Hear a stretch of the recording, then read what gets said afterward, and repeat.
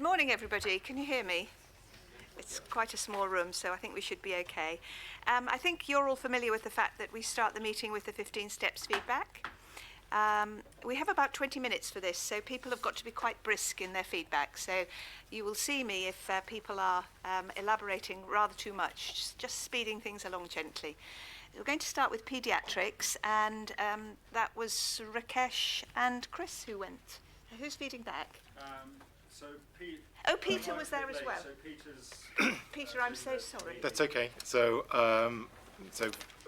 Philippa came along as well. So we saw a number of different areas in the paediatric building, including the inpatient area, the paediatric setting. Oh God! Sorry, I'm just learning how to use this.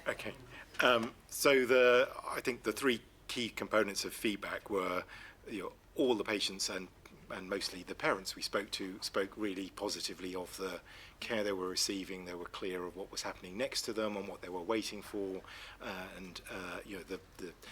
the young child I spoke to was very pleased with toast and jam as sort of for her breakfast, so she was happy with that. But all the feedback from patients and staff, from patients and their parents, was really positive. Staff spoke positively of working in a team and having mostly sufficient staffing, but sometimes that was particularly challenged to be able to provide the care that they'd want to give. But they also spoke positively of recruitment activity taking place and new joiners coming. The third component of the feedback is really about the environment. So clearly there are some elements of the environment we can't do anything about because of the constraints of the building in the short term, but there are one or two things that we can potentially review around potentially how the PAU works with both where the toilets are located and whether there's anything we can do around that, but more immediately around progressing some orders for new desks for the nursing stations, which have seemed to have got lost, so we can help with that. Lovely. Thank you very much indeed, Peter. So the next one is C6 ward. So can someone explain what C6 is for me? Yes, it's cardio and respiratory. And I went with Lisa. The ward itself was very calm, very efficient. It had the usual problems from the building in terms of things like a lot of equipment in the corridors because there isn't anywhere else to put it. It was well staffed. They were very busy, so actually we spent really all the time talking to one of the healthcare assistants and the ward manager. And there were just two, but clearly they felt very strongly about it, two specific issues which they've asked us to follow up on. One is that the number of healthcare assistants had recently reduced, so in other words the establishment had been reduced, though when we looked at the board actually the old figure was on it, so basically it had gone from 3 to 2. Today there were 3 according to the board, but clearly they had an issue with the reduction in the number of healthcare assistants. And the second thing is that they have a staff room which is actually really a cupboard. You could probably, to put it in perspective, you could probably get 3 people to stand up in there, but when you sit down you can't actually even put your legs out. So it's real extreme end of the facilities issues, and they feel it's too far to walk to the restaurant or the other facilities. It was pretty tatty and so on in there as well. But anything you wanted to add, Lisa? Just on the positive, they were really positive about the team spirit on the ward. We spoke to a patient who was although he'd just come in last night, was very complimentary about the service that he'd had from us. And patient, I mean, it was, like Martin says, it was very calm, but it was exceptionally busy. We've got 24 patients on there, and the staff were doing, Arlene would love to know, doing what they were supposed to be doing. They were really active and engaging with patients. It was really lovely to see. It was just those 2 issues. Thank you, Martin and Lisa. Arlene, could you just comment on the HCA point? Yeah. So it's very interesting because actually when we did the establishment review, we determined with the ward manager at the time that they didn't need the 3 HCAs in the day. However, because the staff on the ground were concerned, we agreed that they could over-recruit. So they're actually one of the only wards on this side that are over-recruited, both so they are trained and untrained. So they've got more than it's in the budget currently. So perhaps a suggestion that the person you spoke to wasn't fully briefed. Well, it would. So we just need to pick that up. Well, but also on the chart for today, it actually said number who should be here 2, number here 3. So her argument would go for 3 to 2. So I think there's still a bit of a comms issue for them to understand. Maybe she hadn't realised that she had 2 other colleagues. She thought she only had 1 other colleague that day. So, yeah. Yeah. So Arlene, you'll take that up. Many thanks. Thank you. So who went to the pathology lab?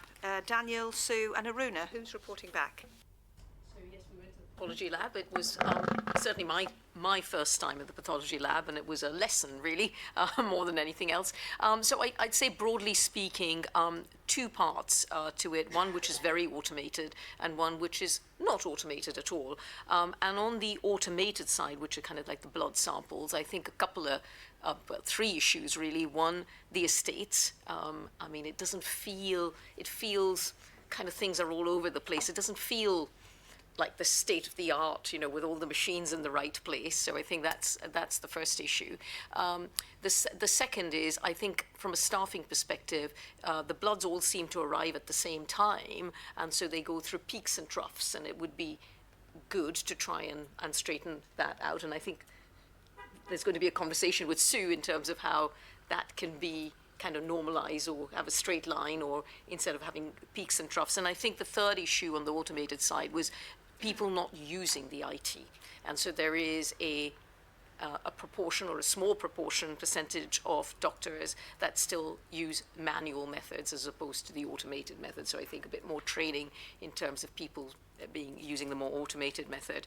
And then there was the non-automated side, which was hard to stand in there because it was really smelly. but yeah, I mean, I think, you know, all in all, it was more of a lesson really than anything else. But Sue and Daniel, if you want to add. I think all the staff we spoke to, all the staff I spoke to, were very happy in their work. There were people who've been there quite a long time. Yeah. And so they reported back positively, but a really interesting environment to work in. It shows what difficult circumstances some of our staff do work in, because the smell's quite overpowering in microbiology, although they told me they get used to it. So. But not to No, get and used to the really. peaks and trough in activity is about the transport mechanism in our area. So deliveries coming in bulk, and then they have to staff their lab to manage the peak. So if we could even it out, that would help with their staffing. So we'll look at that. Interesting. And any issues around that you wanted to add, Dan? I wondered about the whole move of pathology. Are the staff not anxious? Then there's no anxiety about that, is there? So it's all going quite slowly, the work with joining South West London Pathology. So Immunology, which we didn't go and see, they're very keen on it all because they realise that in coming together at St George's will make an absolutely fantastic immunology service for the region. Microbiology will be one of the other areas where we move to St George's. We've already got a joint appointment now of the senior biomedical scientist between the 2 sites, and we are, and the GP direct access for the whole patch will come to us. So I think they're actually quite excited about that, because we're out to tender for doing the building work to make it possible, and that will actually make a massive difference to the space. Okay. So I think more or less people are broadly content with the joint working. Yeah. So no one actually raised it as a... No, that's always a good sign. Yeah. Okay, thank you for that. So we move on to the emergency department and hub. That was Trevor and Elizabeth, who at one point Ruth's and my parts crossed with... Elizabeth, you're feeding back, are you? If that's okay, Trevor. Well, the first point, Gillian, to make is that the emergency department is already quite busy. Certainly busier than I've ever seen it on a Friday morning when I've done one of these visits, and not just for adults but also for the pediatrics. And they told us that they have a lot of children coming in with respiratory problems. Ruth, is that what you've seen? Yeah. On the plus side, we were told the staffing levels are very good and there's a very good atmosphere amongst the staff. We spoke to some of the junior doctors who particularly commented that the consultants were very approachable and supportive, which we felt was very positive. There are some concerns about getting pieces of equipment fixed, and so my colleague Trevor did have his ear bent slightly over some of that, and also a slight lack of responsiveness from the equipment library as well that they wanted. We looked in particular at the new pediatric mental health assessment room, and I think the kindest thing you could say is it is a work in progress. At the moment, it's not a particularly nice environment, is it? And there is further to go. But it is obvious that we are doing a huge amount of work in this area to make the whole paediatric area safer for young people. Is there anything you would like to add, Trevor? I think the only thing we'd say is in terms of the layout of the environment, where we've been limited on space and we've added on facilities such as the urgent care centre, the hub down there now, it's quite disjointed. There's a lot of corridors to link things up. And I think that's just in terms of the way flow is and how the nurses work, it's probably quite a challenge for them. It's quite different to how we are at Epsom, where it's sort of next to each other. So I think that's a challenge, but it's the building environment, the actual building that's that challenge there. Thank you very much, both of you, for that. So, new renal facilities, Thurza and Derek. Who's feeding back? I'll start, and Thurza can add.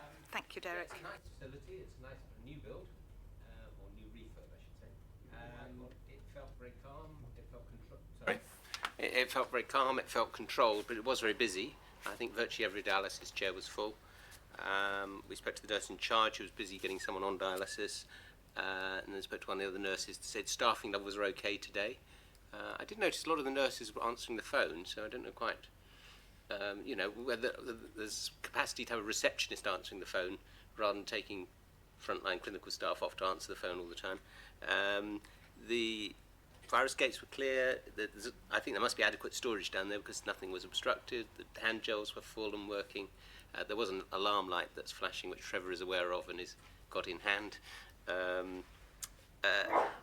And we spoke to a couple of patients. The issues they raised were still around transport. They said it's better than it used to be, but it's still a big issue, and you can be half an hour or an hour late for your dialysis, and often that means you actually get less time on the machine, which probably doesn't have a big clinical risk to it, but it's not ideal. If you need 4 hours dialysis, 3.5 hours is probably okay, but if it's meant to be 4, then it probably should be 4. But obviously they've got someone else coming onto that machine afterwards. It's pretty tightly booked. And one guy said that the other day he waited 2.5 hours to be picked up to go home. So, still issues. I mean, it's difficult transport. The roads are difficult. Some of that's beyond our control, but that was an issue the nurses raised as well. Still, more often than not, they'll be waiting for the patient to come into the slot. And the other thing the nurses raised was orders. They quite often run out of things because they put an order in for something that hasn't arrived yet. So ran out of red aprons the other day. So, there's a workaround because they use white aprons, which don't mean quite the same thing, but they still work just the same. So I think that was the main frustration of the nurse in charge, was the time it takes to get things ordered and the time it takes to get things done. So they wanted to put numbers on the ends of the beds, but that seemed to be a huge process to get a number put on the end of the bed so they could identify, bed 5 is over there, kind of thing. But very positive atmosphere, felt very safe, and I got the impression of good clinical care, very much nurse-led. Don't remember seeing a doctor, but that's fine if the patients are okay. Do you want to add to that, Thurza? So the transport stuff, I'm sure, has been looked at before, has it? Yes, so I think it's very much work in progress. We have greatly improved it. And now over 85% of our patients do arrive on time from that. But it is a balance around still getting some new fleet of vehicles coming in, and we're sort of like around 10 new recruits every month into that service. So I'm hoping in the last quarter we'll be able to improve that even more. And it is a balance around the service demand and obviously the financial envelope I do understand the difficulties, Trevor, but I don't like 2.5-hour waits or people getting 3.5 hours when it should be 4, really. I'm hoping the 2.5-hour waits is not the norm. I think it's the exception, I believe. But But I think the I'll nursing check staff them. would appreciate it if we could generate an action point around the processing orders. Can we generate an action point around that? I'm sure we can. we can pick it up And the with other the thing that management struck me Just that to look prob- into that. the other thing that probably someone should just check out is the answering of the phones. Yeah, I asked it. But I saw Arlene write that down, so. Okay, thank you. So that takes us on to the sexual health clinic, Debbie and Pat. Yes, and the main issue for sexual health is the environment. The team seems to be working well, and despite having had a lot of changes, because it was a service that was with Chelsea and Westminster until April, and the staff. Sorry, until from April, the service transferred back to the trust. So the staff have had a lot of changes, but that seems to not be a problem. But it is a very depressing entrance on the ground floor of D Block. It does feel a bit like the old special clinic entrance, and that can't be good for patients. So we spoke to the manager, who has lots of plans to reorganise some of the staffing, although they don't have vacancies, but it could be much more efficiently run and they could see more patients. And they're hoping, I think, Trevor, to move. They're talking about March. I don't know whether you can give an update on That's that in a correct. minute. That's the plan. Is that the plan? Yeah. We noticed they've got an electronic notice that tells patients how long they're going to have to wait, and patients are called by their first names. So we did ask about how they ensure they've got the right patient, and they do make checks on date of birth when the patient arrives with the doctor or the nurse or other healthcare assistant. They do outreach into schools, which sounds good, and they're working closely with Sutton Health and Care. So it seemed like a good service that is settling down to being back with us. But there were some staffing questions that I think Debbie might want to cover. Yes, I think they confirmed how they feel part of the organisation. They are under the umbrella of Sutton Health and Care, and they feel that they've had really good support from Lucy. So that was really, really positive. I think what they talked about was the issue around culture, which we've discussed as a board, and that's one of the bases of the organisational change that they want to do when they move, around trying to bring the two, because they almost have two distinct cultures together, Marsden as well as Chel West, into the Epsom or Sutton Health and Care culture.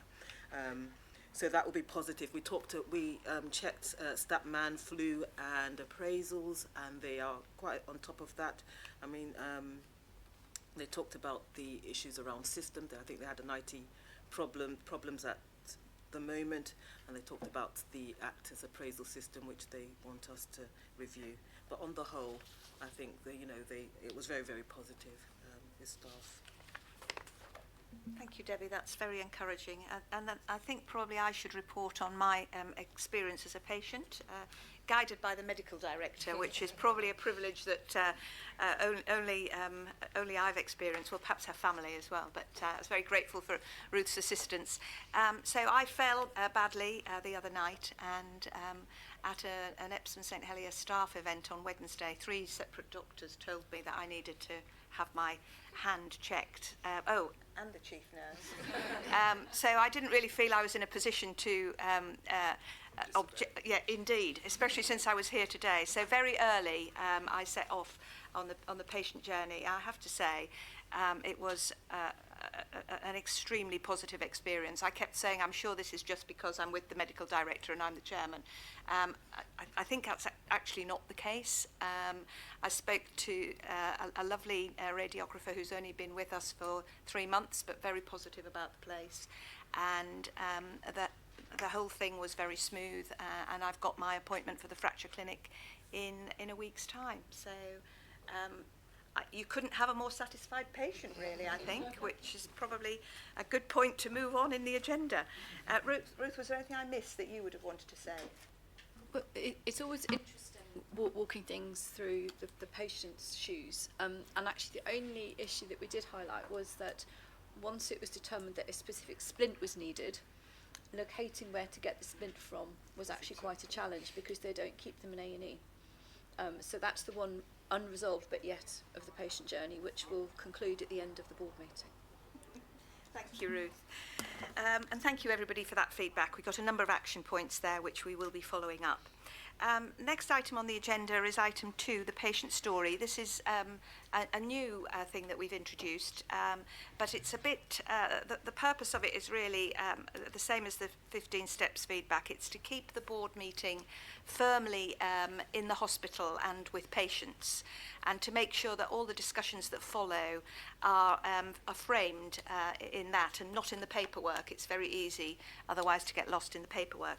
So I would like to invite Stuart and Julie. Stuart Jones, who's here as a parent of a child who's been treated by the hospital, and Julie, who, I hope I've got your title right, Julie, Pediatric Practice Development Nurse. I've actually changed to paediatric matron. Okay. Yeah, I was doing 2 jobs up until last Friday. I must be deaf, I reckon. Sorry, nothing. Is it on? Yeah.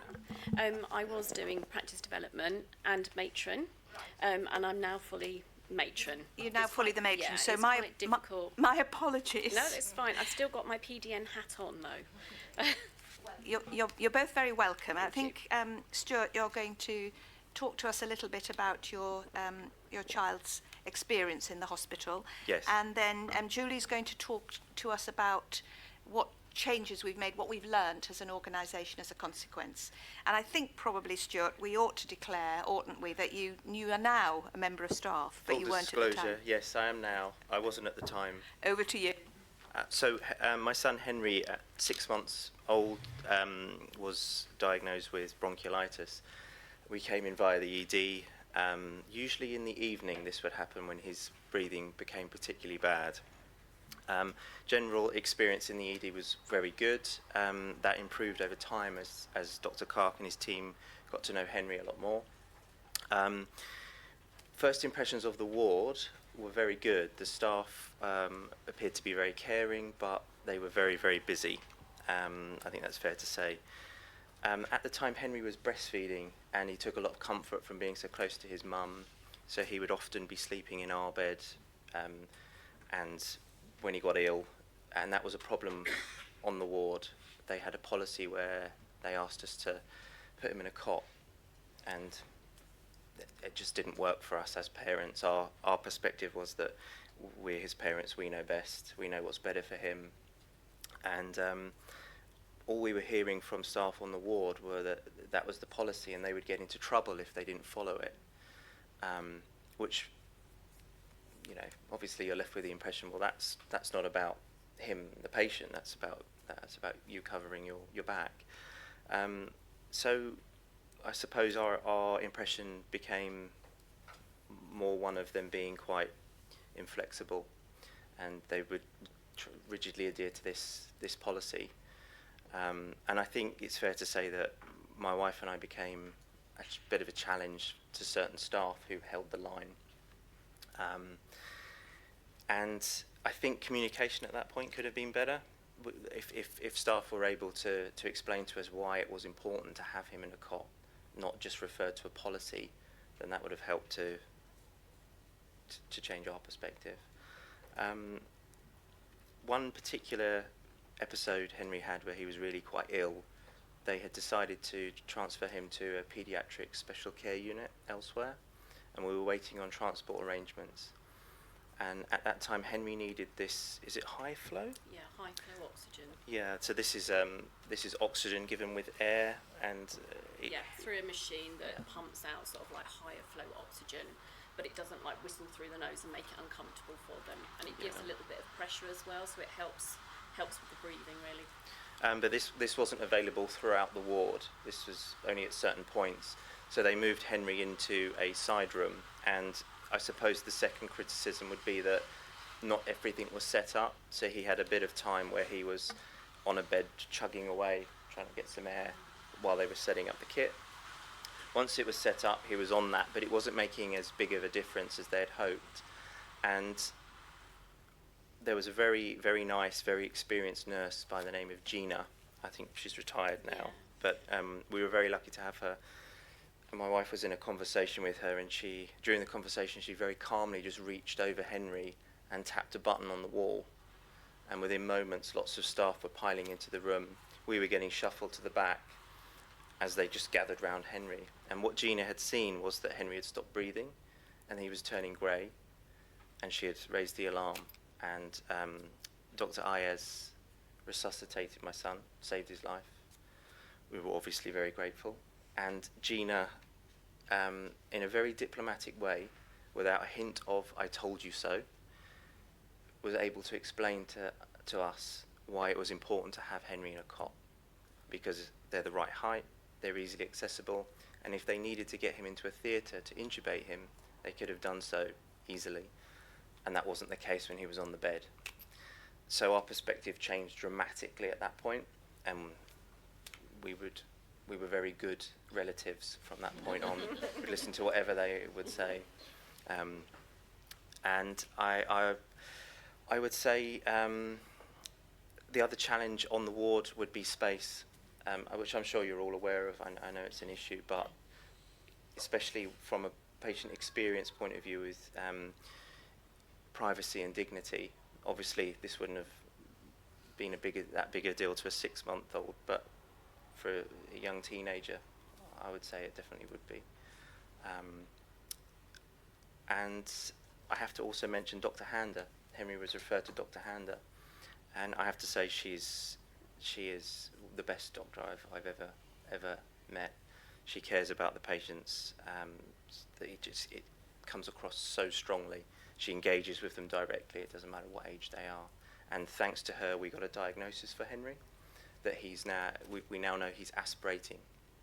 Whenever he has liquid, he aspirates a small amount of it directly into his lungs, and that's what causes the recurrent chest infections. And I should also mention the SALT team that we have here, the speech and language therapy team. They've been brilliant in helping us adjust to the new treatment plan for Henry.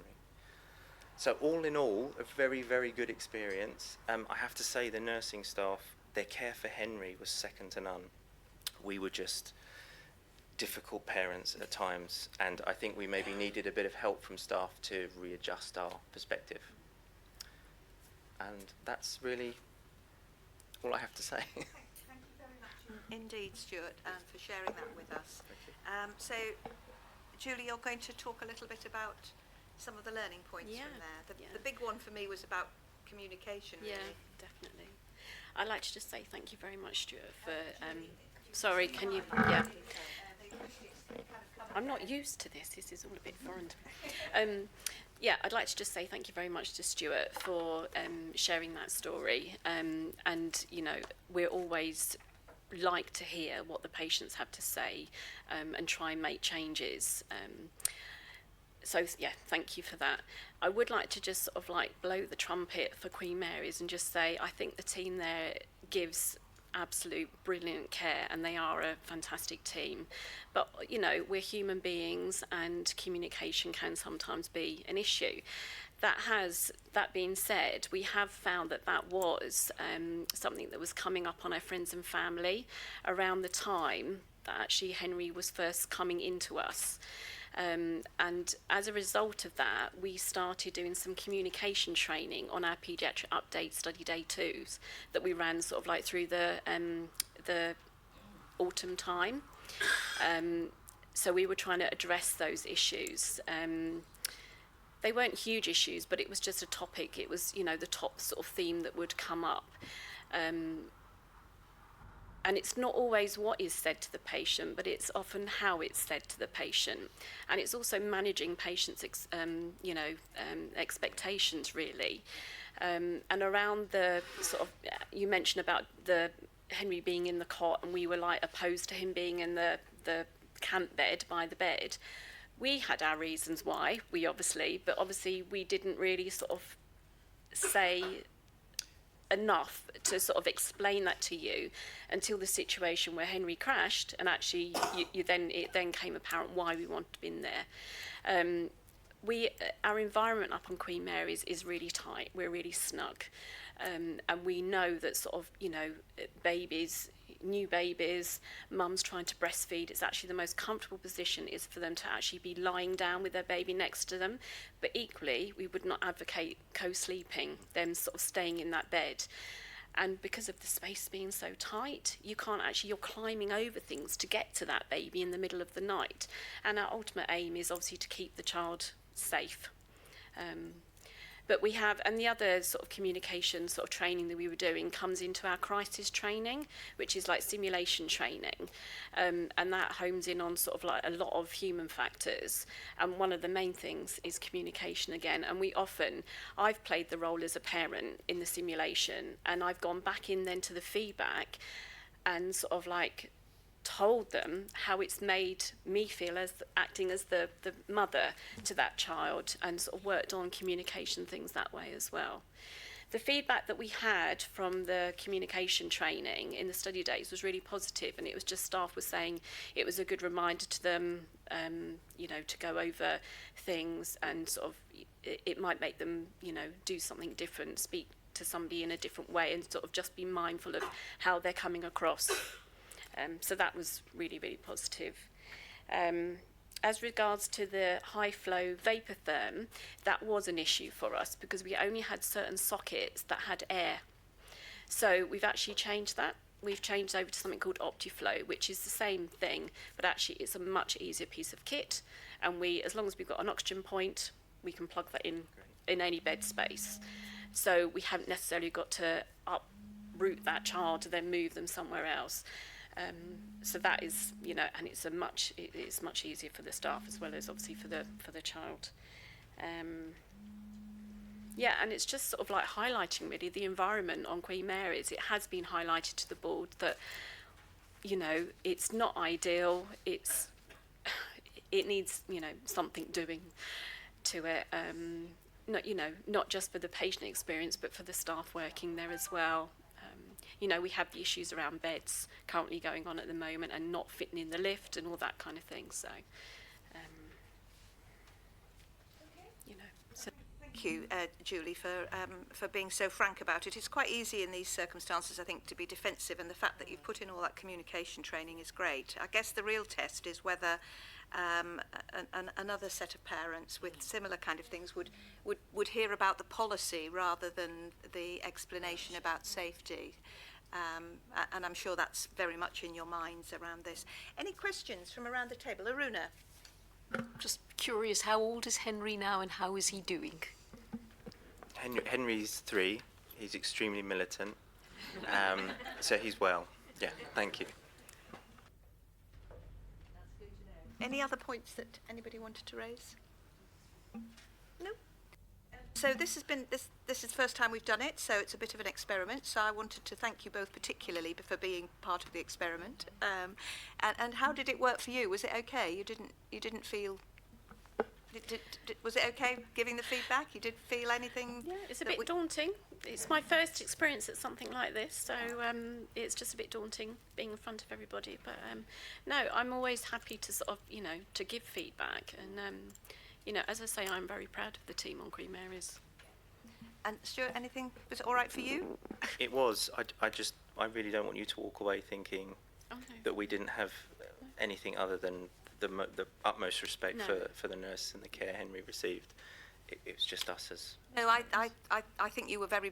Well, I mean, of course, I'm not Julie, but the way I heard it was that you were immensely grateful. You'd had great treatment, and that particular doctor that you mentioned, although you mentioned a number of staff in your story, but we can't learn, and Julie would be the first to say this, I know, we can't learn and make sure we give the best possible care we can unless people give us the feedback and we can act on it. And it's great to hear that despite the many challenges you've got over there, that you've really taken it to heart and done that specific communication training. I think that's an absolute credit to you and the team. And it's immensely helpful to the board to listen to this kind of thing. Because as I say, we make our best efforts not to get lost in the paperwork, but there's a lot of it. And so hearing about experience of staff and experience of parents and Henry is really helpful to us in terms of heading into the meeting. So thank you both. Was there anything you wanted to say finally? No, I would like to just say that after we'd sort of like put in the training, our friends and family did improve, and that wasn't our top thing that was coming up, you know, was the communication. So it did show that it was actually making an effect. Well, that's great, isn't it? So all our instincts were that it was, and then you got the positive feedback that that was the case. Yeah. Thank you very much indeed. Thank you. Thank you both. Right. So now we're going into the formal part of the meeting.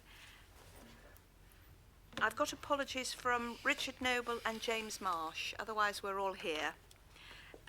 Declarations of interest. Any new declarations of interest? Since this is the first public meeting as chairman, I will just make the point about George's, that I'm also chair in common. Obviously, it's all been declared, and I did declare it in the last meeting, but this is a public meeting, so I think it's worth making the point again. Could we then turn to 3.3 in the minutes of the previous Board of Directors? I wasn't actually there, obviously, so I'm relying on the rest of you to say whether it's an accurate record. Can we approve those minutes? Just a minor point. Oh, sorry, Rakesh. Just very, very minor. On the 15 steps, the outpatient visit, it was Pat and I who visited it rather than Peter and me. Speak up, please. Yeah, just making a small correction to the minutes. In the 15 steps outpatient visit, Pat and I visited outpatients rather than Peter and me. Thank you, Rakesh. We'll make that correction. Otherwise, we're approved. Everyone happy to approve the minutes? Yes, thank you. That takes us on to my update. The only thing I want to say, and I might be stealing Daniel's thunder, but I'm sure he's got lots of other things to talk to you about. We had an absolutely fantastic evening on Wednesday at Bourne Hall, celebrating a large number of staff who have worked here for 15 years and more. They were getting certificates, and it was just a fantastic evening. There was a wonderful atmosphere in the place, a lot to do with, I have to say, with Daniel's comparing of the event. But it was such a delight to talk to so many of our staff who've worked for us for a very long time and who are so committed to the Trust. It was a terrific introductory thing for me, as I'd only been chairman for less than 5 weeks at that point, and it was hugely uplifting. It was a terrific evening, and I know a lot of people worked hard to make it happen, but it was really worth it, I think. And the other very striking thing is we've got a huge group of Filipino nurses who all came over on the same aeroplane, and we heard this lovely story about them landing at Heathrow and it was snowing, and there was just something quite magical about the story. So you're probably going to mention it, were you, Daniel? But about the evening, if not the snow. But I just wanted to say that. Thank you. Right, and that takes us on to Daniel's report to the board, item 3.5. Thank you, Gillian. So we're going to do a whole big story about the Filipino nurses who arrived in, I can't remember the year now, but 17 years ago. Yes. So because we thought it was remarkable. Oh, it was fantastic. Yes. And the best bit about it was, so we've got 3 of these long service award events, and we asked people to choose which one they wanted to go to, and so they all chose to come to the same one because they still all socialise with each other. Yeah. So things from my report. So in the introduction, so we very proudly now put up our CQC good signs that the CQC have given us at the main entrances. We should probably say formal hello to Sue and Philippa as our joint new Chief Operating Officers. Well, probably I should have done that, so my apologies, ladies. But it was in my report, so I think you're probably exempt. And also, it also says Derek, but is this this can't be your first public, no.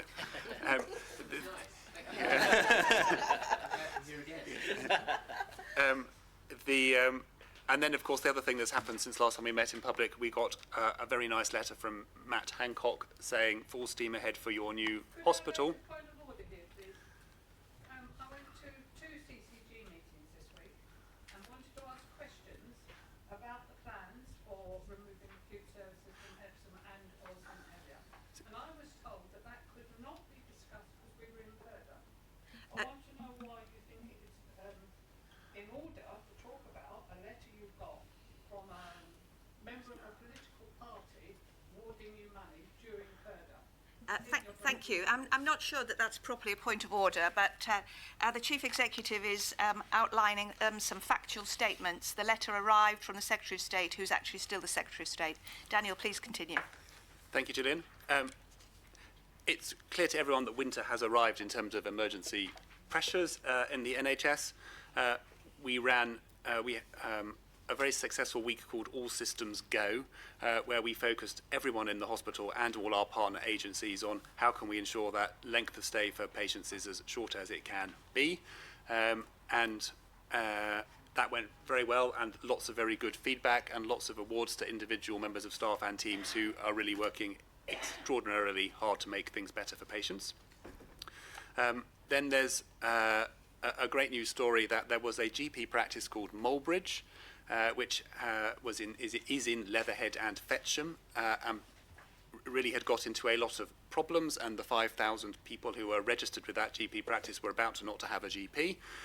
And we have formed a partnership with a really amazing GP called Helier Floyd, and we have rescued the practice essentially, and it is now on the up, and hopefully I went to Bookham Residents Association earlier in the week, and actually we got a little round of applause for helping to sort out that problem, because there was a petition of 1,000 people who said we want a GP in our area, and we're very glad that there still is one, so that's good. We've had a bit of a focus on patient behaviour, particularly in A&E, where we have had a really large increase in verbal and physical assaults of staff, and we are doing a lot to increase the amount of security, CCTV, training for staff to diffuse incidents, but we've also made a video where a lot of the A&E staff have taken great care to explain to patients how treatment will happen in A&E, so to try and manage people's expectations better. And I just added on to the video yesterday, which will go on YouTube and in the departments next week, a bit that says, we have a mantra of be nice, be kind. If you're not nice and kind to us, then we can ask you to leave, to try and make the point in a nice way that that staff deserve to work in an environment where they can provide good care. Also on the not so good news, we've just investing another £20,000 to increase CCTV in the car parks, because there is a gang operating who are stealing people's catalytic converters, we're talking to the police about that too. It's not just happening to us, it's happening around the patch, and we need to find a way of making that not happen, because for lots of people it's not covered in their insurance. Much more positively, we have been doing lots on the diversity agenda again, and celebrating lots of different people's religious festivals. So Rakesh did Diwali, Arlene did Diwali too. We had a great festival for that. We've had the National Freedom to Speak Up Guardian, Henrietta Hughes, came for a visit, and she was really impressed with everything we're doing, and thank you, Moira, to enable people to speak up. We've had a huge celebration of Black History Month again, which was also at Bourne Hall. I think we should get a discount soon for a number of times we're using Bourne Hall. It's a nice venue, actually. And I think one of the great things about the event was Antoinette Johnson, who's one of our obstetricians, gave a whole story about how she had identified there was a group of mums who weren't getting the best care because of their background, and how we've done a lot of work to ensure that they can get really good maternity care going forward. We also celebrated for the first time allied health professionals, of which I think there are almost 1,000 people in Epsom and St Helier who are badged as an allied health professional, because that's everybody from pharmacists to therapists, and they did, as part of the day, a big show and tell of a 30-second pitch about what does my little specialty do and how important it is, and it was so good that we're going to do it to the Trust Exec Committee in 2 weeks' time, so that they don't just tell themselves, but they tell the whole organisation about all the great things they do. Flu update. it says we're at 20% in the report. We've got to 52% of staff vaccinated now. That is less than we got to this time last year, but that's because the deliveries of the flu vaccine have been later, and we're quite confident we'll get to 80%, but that's a paper coming up. Yeah. Then lots about estates, and I suppose the photos don't really do justice to the most extraordinary environmental disaster that Trevor and team managed without it being a disaster. without it being a disaster. So we've had on our risk register for years that running a hospital on steam poses masses of issues of things that could go wrong. We'd almost managed to not have one of them because steam is almost on its way out. So is it January we go to? Yes. So end of December. January. We'll go to a new combined heat and power system. But basically what went wrong was the steam stuff went. And we had, in the end... That's a technical term, isn't it? Yeah. Was 800,000 litres of water, which then got contaminated with diesel oil, filling up D-block. And it took 30 tankers to stop, to remove it all. We were this much away from flooding from the whole hospital, having no power and no water. But your team did the most extraordinary things and worked in an incredible environment. So some of your team members had to go and swim in 60-degree centigrade water to rescue various things. It was quite a phenomenal achievement. And we have recognised the team big time to say thank you very much. And that we kept the whole hospital going, and I think it's a great credit to you and your team. And is it worth saying, Daniel, that Quality and Safety Committee are receiving a detailed report on that? Yeah, thank you. And then just back to the positive stories. So we opened the new renal unit. We had a famous actress who came to say hello, and that went very well. And I think one of the highlights was Macmillan Coffee Morning. The nursery came up with cakes to the exec team, and we had great fun having a coffee morning with some of our little people. There you go. How lovely.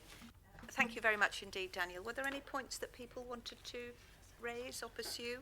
Yes, I just wanted to ask something for clarification. So the abuse of staff and so on in A&E, it's obviously been in the news again because of what's been issued. I believe that we actually had a case where a patient or their representative said that they refused to be treated by a black nurse or black medical staff, and you were saying about asking people to leave. In that situation, what is our responsibility? In other words, do we refuse to treat and that's it, or do we have to? What happens next, basically? Shall I start? So I think probably the broadest answer I can give is that we have an absolute obligation to give any life-saving emergency treatment that is required. So limb-threatening treatment would be given, and that's an important principle that underpins the way we work across the NHS.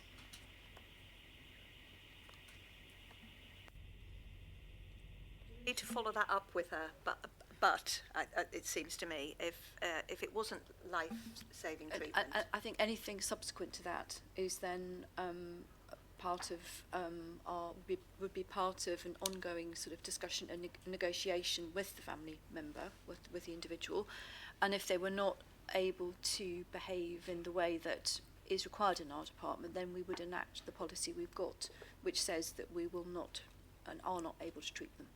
But the first bit is the important bit to emphasise. Yeah. That's okay. Does that answer your question? Thank you.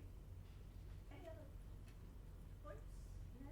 No. So we're asked to note your report, I think, Daniel. Thank you very much for that.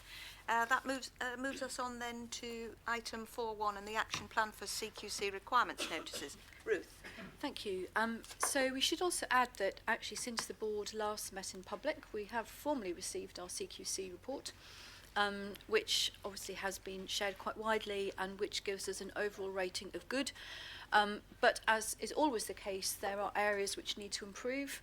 And we were issued with what are called regulatory breaches in relation to 4 separate issues, which require the development of an immediate action plan which was submitted within 4 weeks of the report being received. So this is what is in front of you here. It's a summary of the actions that we have immediately put into place to address the concerns raised by the CQC. I think that the actions and findings are fairly self-explanatory in the report. This is the template which we're mandated to submit.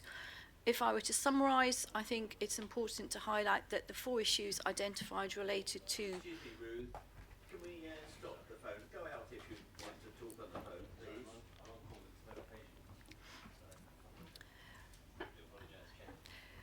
Thank you, Derek. So if I were to summarise, there were 4 issues. One which related to the lack of specific mental health rooms for children in each of our EDs, which we've heard about this morning. You've heard that we had already taken immediate action on completion of the inspection to start creating those rooms. They are now physically created, but there is work to do to make them afford the level of patient experience we want to be able to give our patients. So those have been addressed. There was an issue around how we work collaboratively on the St Helier site with South West London St George's Mental Health Trust, particularly in terms of the note keeping for children and young people who present with acute mental health needs. The service to those children is provided by South West London St George's. We and they have separate notes. We have ensured now that those notes are integrated and more cohesive than they were, and are exploring a single unitary record for those patients, but that will take some further time, and so the action for completing that is March of next year. There were issues identified around nurse staffing on the acute surgery unit, which already a lot of work was underway to address, and there's a very clear set of actions identified here. And then finally, there were issues identified around medicine's governance, and actually ahead of the formal publication report, we commissioned an independent review of our service, and again, a very high-level summary of actions is articulated in the table here. So in summary, there were 4 regulatory breaches. Actions against all 4 of them are already well underway. We have communicated that verbally as well as in a written form to the CQC, and we anticipate that when they next visit, they'll be putting a lot of focus on those 4 specific actions. Thank you very much indeed, Ruth. Any questions or comments from board members? Pat? Just to say that the action plan will be monitored through PSQ, so for assurance. Yeah. But it was good to see. I thought the report was very thorough, and good to see the progress already. No other points? Okay, so we're asked to note the report. Yeah, thank you. So that takes us on to item 4.2. I've agreed with Daniel that the way we're going to organise this is we're going to take the subcommittee reports first, because they are the assuring committees, and they will have looked at their bit of the integrated performance report. Then we'll take the integrated performance report at the end. So if there are any outstanding points that haven't been covered by the subcommittees, we'll deal with it that way. I hope everybody's comfortable with that and can follow the logic of it. So that starts, Pat, with you. We've had 2 meetings of Patient Safety and Quality Committee since the last board meeting, on the 30th of September and on the 1st of November. You have a written summary of the 30th of September, and clearly a number of the issues that come up in the IPR were looked at then, and again, because these are not things that change necessarily significantly month by month. So I think I will leave the update, the written update, for the earlier meeting as it stands. I haven't anything particular to raise from that, other than the concerns that we have about the CAMS service, that's for paediatric mental health in Epsom, have been significantly reduced. Our concerns have been significantly reduced by new funding for the liaison service there. So that was very good news that we had in the course of these couple of meetings.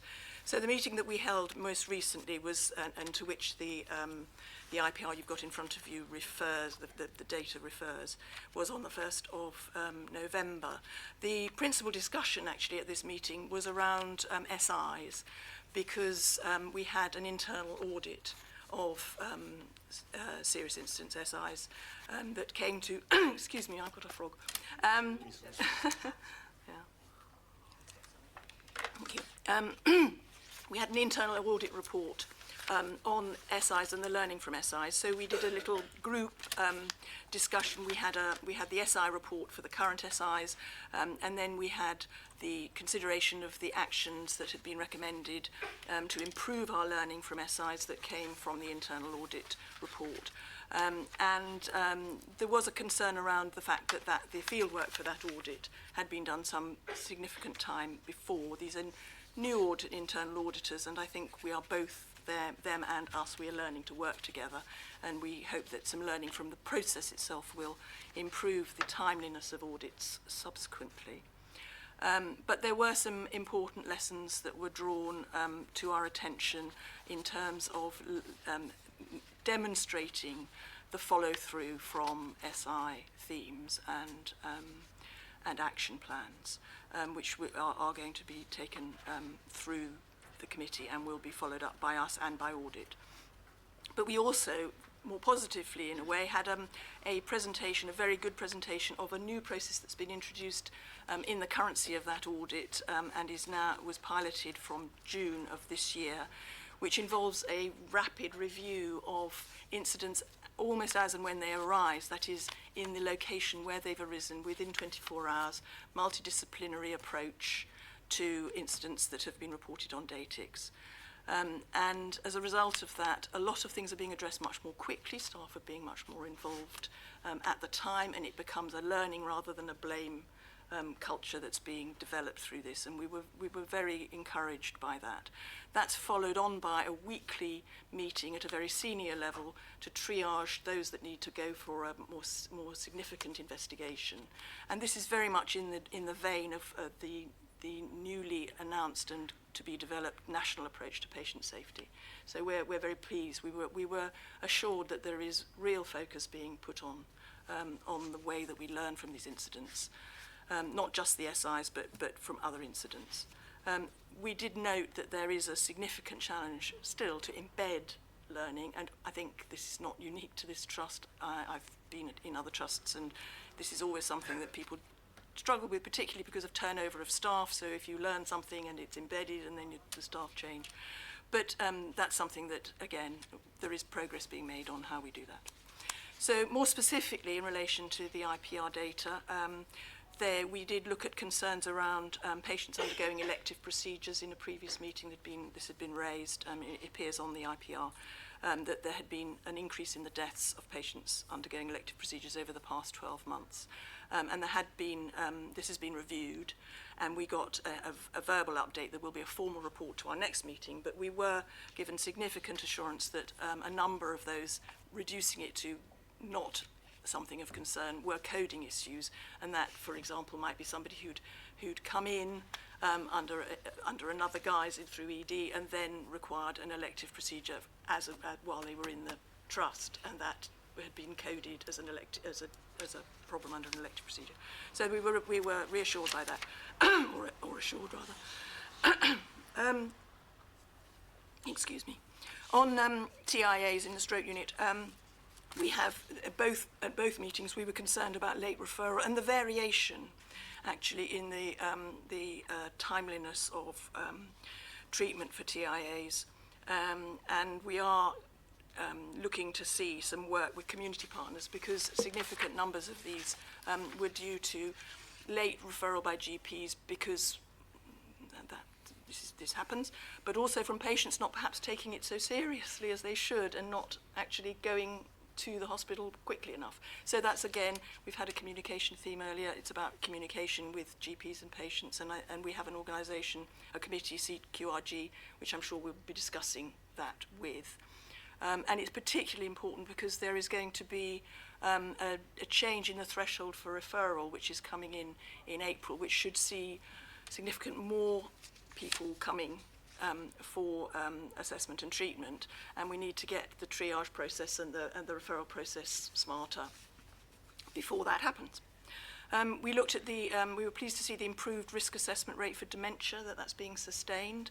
We've obviously got to get the referral rate up. And we noticed the increased vacancy rate for nurses, which is a concern which I know POD is taking very seriously, but we did wonder whether the risk level for that needs to be looked at. And we did receive assurance that the wards were nevertheless safe. We welcome the excellent performance on complaints, which has been on the up for some time, and we had a very good report from the patient experience Matthew. Adam, who is an example of showing how assurance can be provided to the committee, because there were a lot of examples in his report of what patients had raised and what had actually been done about it. And I mean, I think it would be really good if we could spread that more widely as a sort of list of things that had been done, because it was quite significant. We were pleased about that. We looked at the performance measures for the community, which is very important for our committee to make sure that we integrate those into our consideration, and we have asked for a deep dive into pressure ulcers, because that's the leading area of complaint for both Sutton Health and Care and Surrey Downs Health and Care, and also a report from them on their preparations for their CQC report, because we need to keep a close eye on that. We've received our usual reports from the subcommittees, and we noted those. I think those are the key things. Thank you. Thank you, Pat. That was very clear and comprehensive. Any comments or questions to Pat for those of us who aren't on the committee or didn't attend the committee? No? Okay, thank you. So in Richard's absence, Elizabeth's very kindly agreed to feedback on Finance and Performance Committee. Thank you, Gillian. Well, we're reporting on 3 finance and performance meetings, the meetings at the end of August, September and October. And as you will see, the financial headline is that so far we are achieving our financial plan. The margins are tight, but we have been the right side of them over the past 3 months. But as you would obviously expect of us, we have also been pushing Rakesh and the finance team on what their projections for the year-end outturn are. And we have to recognise that the most challenging part of the year is ahead of us. And we have, I understand it, there was some escalation which was opened in October, which was slightly earlier than was expected, and all of these things do inevitably follow through into the finance, because the way that we support that is through our agency staff spend. And so at the moment, the finance team are not making a change to the financial forecast, but we have to recognise that achieving that forecast is not without risk. And so the message is certainly to that we need to keep going on our cost improvement plan, and we need to make sure that the financial grip that we have become known for is maintained over the next 6 months. The other big item on the finance headlines is that we are also at the point of the year where we are starting to plan for 2021. The landscape that we're being asked to report under has changed again, and the board will be receiving a full update on the consequences of that landscape in due course. But at this point in the planning cycle, we do have a gap with the expectations of NHS improvement and ourselves. But what I would say is that from my experience, that's entirely normal at this point of the planning cycle. And there is far more work to be done. And the finance team demonstrated to us and gave us full assurance that they understand the components of the gap as we work forward. So there'll be more work being delivered in that area. We also, you will have seen, we spent some time in our September meeting discussing the new South West London procurement partnership. This is a big change for the Trust, that together with our partners in the area, we are combining our procurement functions. The savings from this could be quite significant for us. It is not about a staff saving exercise, it is about achieving real benefits from the way that we commission services. And that will be, I believe, hosted at St George's going forward. You will have seen that this committee is finance and performance, and you can see a piece of the action of the committee because in the September report we raised a concern about a shortfall in outpatient appointments, and we asked for a deep dive, and Philippa Jones and Sue Jones came to our October meeting, and this was very much the focus of the meeting, that they gave us a very full and detailed presentation about a piece of work which they are undertaking, which is tracking the pathway for the delivery of all of our different streams of outpatient care. Something like between 70 and 80% of our patient interactions happens in the outpatient clinic. And it's very important that we make this as efficient as we can to deliver it, but also that we bear in mind that actually coming to an outpatient clinic unnecessarily is not a great thing for our patients. And so if we can find another way of delivering that care, it's very positive. And when I asked Sue and Philippa, when I asked Sue and Philippa the difference between this piece of work and all the other pieces of work that have been done about outpatient flow, they said that for the first time we are working as a system, not a hospital.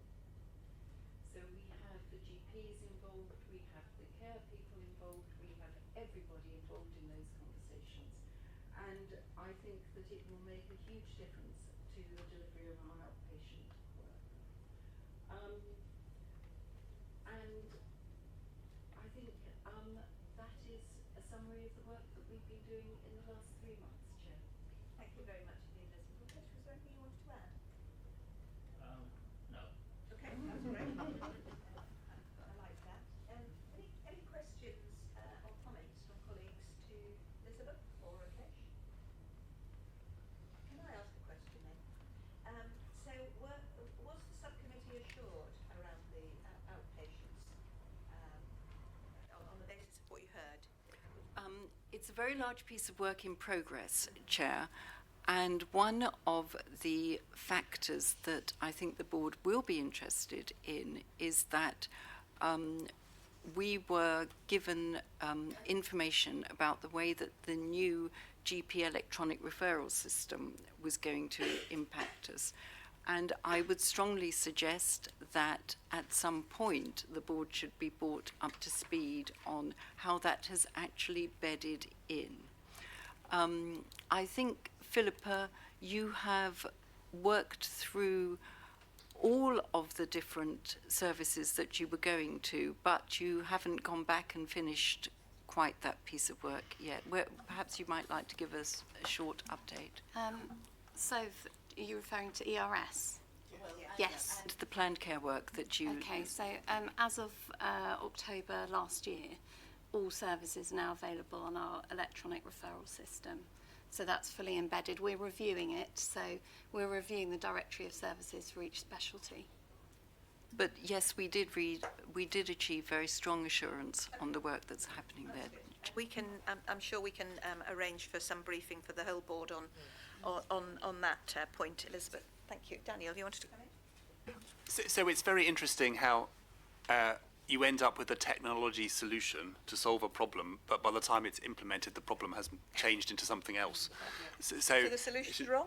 So the electronic referral system was to ensure that GPs can refer in a guaranteed way with their patient to choose an outpatient appointment in a hospital that the patient wished to go to.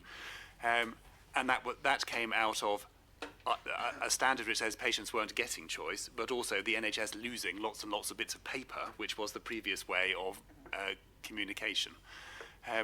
But all the work on the future of outpatients is actually all about how do we ensure that GPs and hospital clinicians can communicate with each other well to do advice and guidance so that you can get more care delivered in the GP practice and reduce the number of appointments that happen in a hospital. And of course the electronic system that the NHS has now introduced doesn't make that very easy. So actually the conversations that we're having in the system are how can we put in systems that facilitate conversations between GPs and doctors without the need for having to do that through an outpatient referral, and it is very complicated to get that right. Yeah. And now Chris wants to come in, so I think I've introduced a whole new... We've got a little bit of time, so Chris. Well, Daniel, having added a second leg to this quite correctly, there's a third leg, which is how do you involve the patient in this? And there's an interesting article in last week's British Medical Journal from a hospital in Holland that redesigned itself after two hospitals merged into one with new buildings, and how a lot of the work they've done is exactly as has been described already, but also how patients communicate with the hospital so that they can get data about their healthcare, blood tests and so on, how they can feed data into their consultant and reduce the number of outpatients they need because their communication is electronic rather than face-to-face. And there are a couple of vignettes there, as I suppose you would expect from an article like that, saying how wonderful it was that they could do this rather than sit around outpatients at times. So I think it's really important, in my view, as we go forward, that we remember not just the clinician-to-clinician bit, but the patient bit as well. As I'm so new, I don't know the answer to this. Is there an agreed outpatient strategy for the Trust? I would say that what we had written down about how to do outpatients, we now need to rethink as a part of all of the... Can you repeat that, please? There's so much noise coming through. It's a very important moment. I'd like to hear what you have to say. So we have an outpatient strategy and how we ensure we do it well. It doesn't feel like it's now as up to date as it needs to be because the environment we're working in, which is now really, really trying to encourage advice and guidance and in getting more care delivered in primary and community settings and having less outpatient appointments in the hospital, there's lots more to do. And of course, the other thing it all links into is in the environment. So the biggest generator of pollution actually is, 10% of car journeys in Surrey and 8% of car journeys in London relate to people coming to hospitals. And if we can find a way of having more care delivered much closer to where people live, we're actually going to have an impact on the environment, as well as we actually think advice and guidance will provide people with better care anyhow. Yeah. So. Thank you, Daniel. Elizabeth.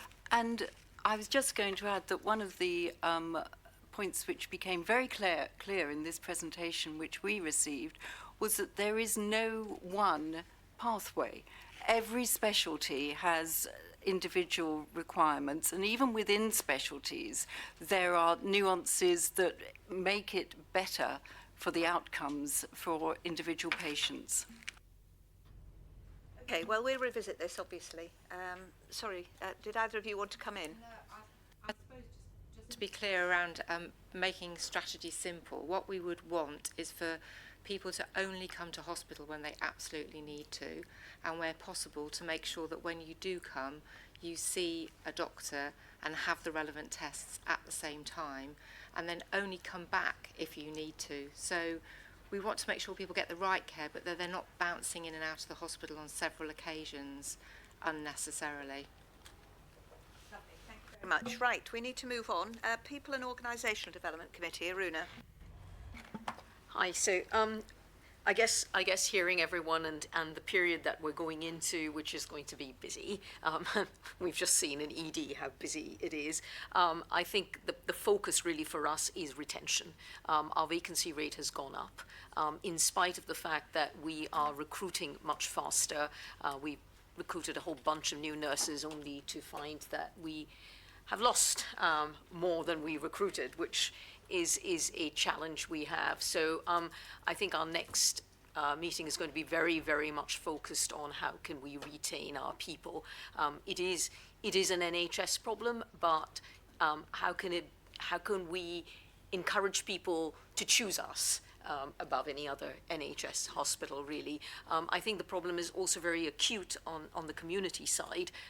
We are running with a vacancy rate on nurses of about 20%. On our side, it's about 16% on the acute side.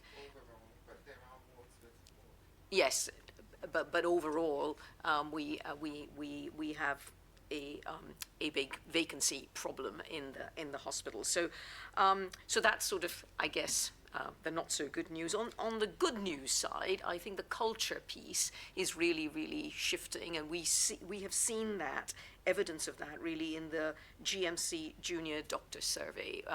We have managed to shift red flags that we had on the survey that were persistent reds for like 3 years, in elderly care, etc. And we've had a really positive GMC Junior Doctor feedback. So it goes to show that if you put the focus in the right areas and you start to change the culture, it does actually feed back the results. So on that vein, we're trying to encourage more people to do the staff survey. We're in staff survey period, and certainly I say that to everybody I meet, have you done the staff survey? And I encourage everybody else to do that, because the more people that participate, the more likely it is that the quality of the data that we're actually assessing makes sense. Then freedom to speak up, Guardian, I'm not going to say any more because Moira is going to speak to that. And then the mandatory training and appraisals, we've got to continue to focus on that to get our levels up. I don't know, Debbie, do you want to add anything? I think that's pretty much the roundup. If there's any questions from board members? No? Martin? No. I wasn't sure when you moved. I thought, was that some kind of... Okay, thank you, Aruna. So that takes us on to the Equality, Diversity and Inclusion Committee, which is why Martin was moving the machine towards him. Indeed. So I'll structure this around the 3 main priorities which are part of the strategy which we developed on this. So the first one was to ensure statutory compliance. And one of the areas we need to improve on that is equality impact assessments. Now, equality impact assessments are a statutory requirement for all public sector bodies. And it's something which we feel that there needs to be more understanding of. Actually, in the last committee meeting, we found at least part of the problem by looking actually at the form, the template, which needs to be completed, and we believe there's a case for simplifying that as well as training. But essentially what's important about it is that as we make decisions, as we develop policies, it means that we can and must look at the impact on equality against the protected characteristics in law.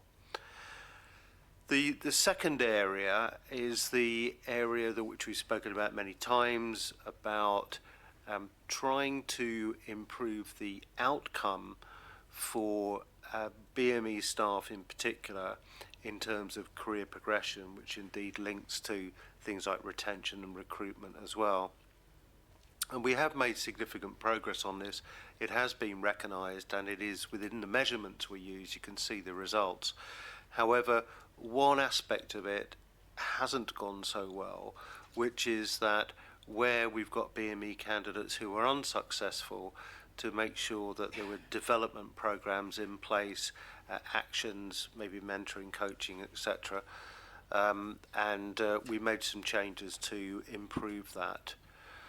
The third area, and Daniel has mentioned some of this in his report, was that we very much wanted to celebrate diversity. So it isn't just about making sure that people have equal opportunities. It goes beyond that, because there's a huge amount of evidence which shows that organisations which are diverse actually perform better and make better decisions, solve problems more effectively. So some of the practical things we can do around that are the way we've seen things like Diwali being celebrated, Black History Month. We've also appointed now an Associate Director of Inclusion, which I think is an important step, and he actually led one of the networks which we've got, which was for disability, now called Positive. We've had for some time the LGBTQ plus network, and we've also had the BME network. And the way these work is it's very much staff's own initiative. I mean, we support it, but we'll have whichever network staff feel there's a need for. And the latest one is that there will be a women's network. Looking to the future, we've got the survey coming up. The way we feel that we need to take the next part of the strategy is to not just look at stuff at a trust-wide level. So that survey will actually give us a lot of data which will show where the good practices in parts of the organisation and maybe where we need to improve, and we'll be focusing on that. Thank you. Thank you very much indeed, Martin. Any? There were an awful lot of us actually at the last committee, weren't there? It was almost like a board meeting, really. Daniel, did you want to come in? So on that point, so yesterday, a chap called John Bruder, who was the chief exec of North East London Foundation Trust. Before Marie? No, sorry, I've distracted you. Keep Or going. is it? I'm pretty sure it was now. Yes. And he was regarded as probably the best chief executive over a long period of time to improve equality, diversity and inclusion in his organisation. Yeah. And he has retired. David Sloman has appointed him to do a London-wide role on how to improve equality, diversity and inclusion in London. And he came to visit yesterday, and we did a great show and tell of all the things that we have been doing. Yeah. And one of his observations is, because we're one of the last trusts he's been to see, we are only one of two trusts that has a board subcommittee that's devoted to equality, diversity and inclusion. And he said the other trust that has that too has equally done as much in the area, and he thinks it's something to be commended. And actually, I think he wants us to go and talk at a London meeting about all the things that we have been doing to try and improve our equality, diversity and inclusion. So he came away very positive, and Martin and Arlene and Debbie were part of the presentation to him. Well, I wouldn't try and compete, obviously, with someone like him, but I was going to say, as a newcomer, it's very striking to me, actually, how much you've done and the feel about the place around it. So, but it's great to have it from an expert, as it were, so that's good to hear. Any other points people want to raise? No? Okay, so that takes us to Sutton Health and Care. Chris? Thank you very much. Just two general points. To begin with, there's Sutton Health and Care and there's Surrey Downs Health and Care, and those who've studied the papers closely will notice that there's a lot of similarity between the two reports. And the reason for that is, of course, that their aims and their setup are very similar, so there will be similarities. I think also I wish to just emphasise that they are partnership boards, so we have other members of the board who are independent organisations. They're not like the other subcommittees where everyone's an employee of the trust, more or less. Starting with Sutton Health and Care, this applies also for Surrey Downs, is of course there's a lot going on with within the integrated care system. So both partnership boards are about the integrated care place for Sutton and for Surrey Downs, but they have to work within the integrated care systems. Those themselves are developing their own governance and their own organisational development, which will have an impact on the places. And we await and take part in the development of those systems. So for Sutton Health and Care, at the last meeting we had a presentation from Sutton CCG and from St Raphael's Hospice about end-of-life care. The reason for highlighting that is that we are looking at what is the place within Sutton itself of end-of-life care, which of course belongs there. So it's not if it does, it's how we get that organised and how we bring in all the providers of end-of-life care, which is not just St Raphael's, but would also include the Royal Marsden Hospital, for example. We've looked and approved the business plan for the Sutton Health and Care at Home service. That's the nursing-led service, which aims to reduce the need for emergency admission by getting services up and running quickly if patients turn up at A&E, or indeed are referred by their GP from their own home, but also facilitating prompt discharge from hospital when they're fit to leave hospital and can be cared for back in their own home. So business plan for that was approved. We're looking at and have developed the process for business planning within the long-term, at the NHS long-term plan, and developing our business plan for 2021. There's a bit of a sort of typo, I'm afraid, on that particular paragraph, because it's melded two or three things together. We've had the agreement from the clinical directors of the 4 Sutton primary care networks that they will join with the Alliance Board. What we haven't got is the actual named individuals. We hope to get that in the next few days. And I've been discussing that with them and the importance of that. And a particular issue around Sutton Health and Care is getting the IT joined up for our clinicians on the ground. It's a bit, but we have an opportunity next year to do that in a constructive way. Mentioned earlier by Pat is the importance of Cqc preparation, and that will be a very big priority. We discussed, as it says, operation quality, safety and financial performance. I was very pleased that we've now, though the Patient Safety and Quality Committee hasn't seen it, we've now got a performance report that is very similar, uses the same style as as Epsom St Helier's performance report does, and is therefore more, to me at least, comprehensible. Bearing in mind, of course, our seminar of a week or two ago, which may change things in the future. Only for the better, indeed. But it's a journey for the Care Partnership on that. So with Surrey Downs, a lot of what I've said already for Sutton. Sorry, is it okay if I proceed straight to Surrey Downs, or do you want to? So a lot of what I've said applies with Surrey Downs. I think the pull, again, CQC preparation, very important. The work with the primary care networks is more advanced in Surrey Downs. There are more active members with named individuals. I think the thing I just wanted to make sure that the board is aware of, and people in general, is that the Surrey Downs Health and Care Partnership Board is also responsible for some community hospitals. So there are beds attached to Surrey Downs, which is not the same for Sutton Health and Care.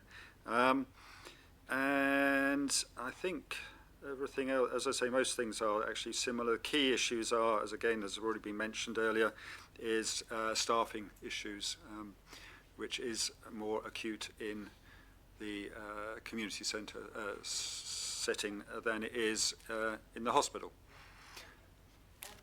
Thank you very much indeed, Chris. Any questions or comments on Chris's report? Oh, Elizabeth, I'm so sorry. Chris, it seems to me that the IT is a very, very important component. And I wondered if you could just mention what you are hopeful is within the realms of possibility, rather than within the realms of what we would all actually like. Can I ask Peter to pick that up, who's been very active, working very hard and very actively in these issues? So thank you, Chris and Elizabeth. Unfortunately, hard work doesn't equate to progress in some cases. So clearly, supporting our staff, particularly when they're deployed around the localities, is really important. We are reliant on the IT that we transitioned from the outgoing partners, or in Surrey Downs' case with Central Surrey Health still.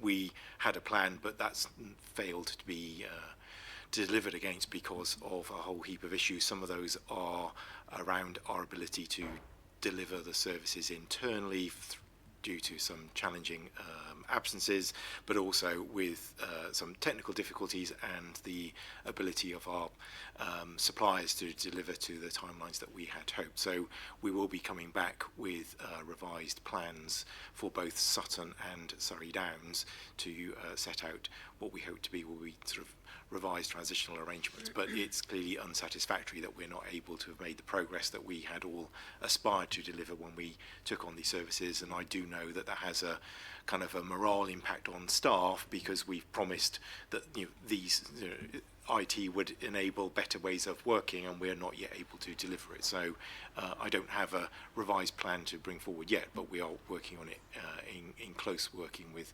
Thurza and her teams about how we can make some progress, even if it's not the progress we had hoped in the time that we had first articulated. So it's as others have said this morning, this is very much a work in progress, except it seems to be going backwards rather than forward. So I'm very closely involved with review meetings, which seem to be almost on a daily basis, about trying to get to a revised plan. So as I say, that sounds like lots of hard work, but not much progress. So we're on it. Thank you, Peter. Okay. So now that takes us to the Integrated Performance Report, but I'm hoping that we've covered most of it through the reports back. Were there any other points that haven't been mentioned that were concerning people on the Integrated Performance Report? Anybody? No? Okay. So what I'd like us to formally do then is note the Integrated Performance Report and all those reports back from the subcommittees. That agreed? Thank you. We're just a tiny bit behind, so we just need to keep an eye on that. Moving on to 4.3, the Safeguarding Children documentation. Arlene. Thank you. So, safeguarding children is a statutory responsibility of the board, and the purpose of the annual report is to assure the board that we have sufficient processes and structures in place to discharge the duty that we have to safeguard children. The report covers the year from the 1st of April 2018 to 19, yeah. And I will just give highlights of what has gone on in that period. So, safeguarding children activity has increased and continues to increase year on year across the organisation, and so have referrals to social services for children. Of note is that we have a high number of children attending ED with mental health and issues and attempt of suicide, and that has gone up year on year, and as it was as high as last year, and I think it'll set to be even higher for this year. However, children being assaulted has come down, so that's a positive thing. We are, as part of what the safeguarding team monitors, we also look at parents under the age of 18, and that has increased as well slightly. The Safeguarding Children's team held a conference, which is an annual conference. The plan is an annual conference, but the next one's going to be joint. And we had over 70 attendees. It was really well attended. I think it's an opportunity to share practice and to learn about new initiatives in safeguarding. And at that conference, we launched the Level 3 safeguarding training. Safeguarding training continues to be a big focus for us as an organisation, and the target for safeguarding training at all levels is 85%. And this last year we achieved around 82%, which is just under the target. But we know that is even a bigger challenge with the community coming on board. So we are putting extra sessions on and using all the opportunities that we have for training.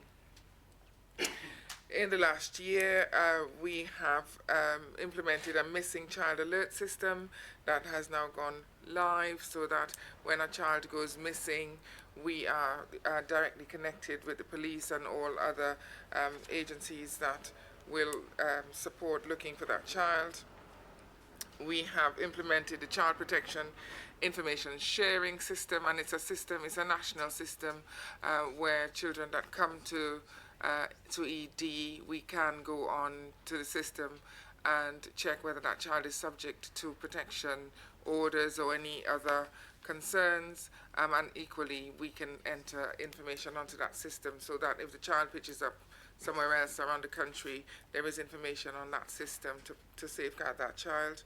We've also gone live with the female genital mutation information sharing system, which is similar. So if we have a woman that comes to us and we can check whether she's been subject to that anywhere else, it has been noted, or we can also put that onto the system. In the last year, there is a national process around child death review that has been implemented, and we did the groundwork for developing that system, which has now gone live. So that has all happened in the last year. I'm happy to take any questions or concerns, but the report is quite comprehensive. It is indeed. Thank you, Arlene. Aruna? Arlene, just on the summary that you've given us there in terms of the risks, there's an item there saying a working group will be set up to explore and address safeguarding supervision concerns. When do we expect that to happen? So that group has already been set up. So the issue that we have is that we provided the safeguarding supervision training, and but these staff were not being released because of staffing shortages or whatever. And I think one of the other things that I didn't say was that and that probably pertains more to this year, but we have employed a new safeguarding lead for the organisation who has a really heavy background in safeguarding children and safeguarding supervision. So she has already started a group and has set up a working group looking at how we deliver the supervision, not necessarily from having to release people, but taking supervision too. It's clearly an issue we need to keep an eye on, though, isn't it, Arlene? Yeah. And any other points? I've got a couple, if I may. Yes. Can I just clarify, you talked about the children's deaths, yes, but as I understand it, there's a different process in London to Surrey, is that right? There are nuanced differences. It's more that the process is aligned countrywide. Yeah. But prior to the new process coming into play, the two, both Sutton and Surrey, were running different processes, and the gap and the difference was much greater at the Sutton end. So there has been a much more significant change in how things are undertaken at the Sutton end than there have been in Surrey, because Surrey were much closer to the model when it came in. Got it. Yeah. Thank you. That from the paperwork. Thank you. And the other point that comes across strongly is about the lack of an IDVA in Epsom, and I feel very uncomfortable about that, given our statutory responsibilities for the whole trust. And so we are concerned about that, and we have raised it with the CCG, and the last CQRG, and they have committed to reviewing that and looking to invest in it, because it's not a trust. Sorry, I know what an IDVA is. Sorry, and IDVA is an independent domestic violence advisor. Yeah. I'm pleased to hear that, because it screams, for someone like me who's got a background in some of this, it screams out of the report. Any other points people wanted to raise? No? So we're asked to note the report and also the Safeguarding Children Declaration and the Modern Slavery and Trafficking Statement. We're happy to do that. Martin. I did have a question on the modern slavery trafficking statement. Yeah. So, two questions really. So the first one is, this has been around for some time. Have we found anything? Is there anything to report? So no, we have not found anything. There is nothing to report. I think in terms of an organisation, what we are required to do is to ensure that staff are aware, and by delivering the training. I think the bigger issue for us is in the area of procurement, but they are absolutely on board and know what what our partners or anybody that we contract are aware and have their own processes in place to protect against this. Yeah, absolutely. And that's good to hear, because clearly the risks for the NHS are more likely to be in the supply chain. So the second question, and does anybody know, is there any system where when we're choosing suppliers we're able to check centrally with the NHS if all the other employers have reported anything? Is there any system in place? Is anybody responsible for it? There isn't a system that I know of. However, as part of contracting, it is written clearly into all contracts that any contractors or suppliers have processes to check to ensure that staff that they employ are not subject to this modern slavery. Martin, do you want to come back? So I don't know if Daniel's in a position to do it. I know you've got a national role, but it's a very simple point. But it does strike me that the problem with doing this for each employer, doing one separately, is if somebody does uncover something in their supplier, then how would everybody else know? I think you might have just raised quite a good question to which there isn't a good answer. So nearly all the suppliers that we use, we choose from a framework. But the problem is there's no national coordination of all the different frameworks. So I think there may be a potential gap. Yeah. So can we pick that up? It is a really good point. I was just thinking back to in local government there were some mechanisms, but whether they'd have picked this up well enough, I don't know. Right. Any other points, or can we note these 3 documents without me reading them out again? yes, Rakesh will take that. That's an action point for you. Yeah. Thank you, Rakesh. Right, that takes us on to item 4.4, Freedom to Speak Up Guardian. Welcome to Moira. Lisa, you starting and then Moira, or? Yes, I just wanted to say, Chairman, on behalf of myself, really, a huge thank you to Moira.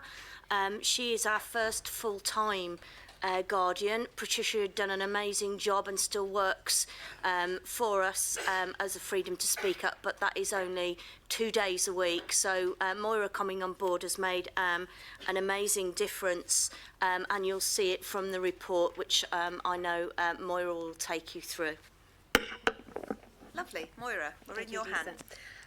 Well, first of all, on behalf of the staff, really, I'd like to thank the board for the invitation to be here today. I think it's really important for the staff to know that, that as the Guardian, I can come directly to the board. So if it's okay with everybody, I would just like to take the report as read and just highlight a few additional things, really, in addition to what's already been written and circulated. Last month we ran the first Freedom to Speak Up month, which happens every October, but I don't think that there was the capacity to do it last year in the way that we did it this year. It was a tremendously successful month, I think, in that 42 new concerns came to us during the course of October. We think that we're beginning to reach more staff, and I think a lot of the reason why those concerns came to us is because we walked around the wards and we delivered cupcakes. And it was in talking to staff that what I found quite astonishing was how many staff didn't seem to know that the service existed. It seems to me that I see myself appear on screensavers continually, and I see posters everywhere. But I do find it quite strange. Staff genuinely didn't seem to know, or a lot of staff didn't seem to know that the service existed. In addition to those kind of walkarounds that we did, we had a couple of big events. There were 2 similar events, but one held at Epsom and one at St Helier.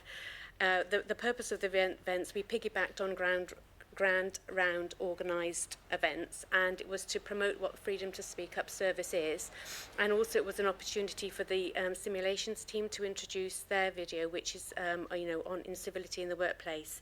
That was incredibly well received by staff, and in fact the National Guardian came, I think Daniel's already mentioned, to the event where it was launched at Epsom on the 10th of October.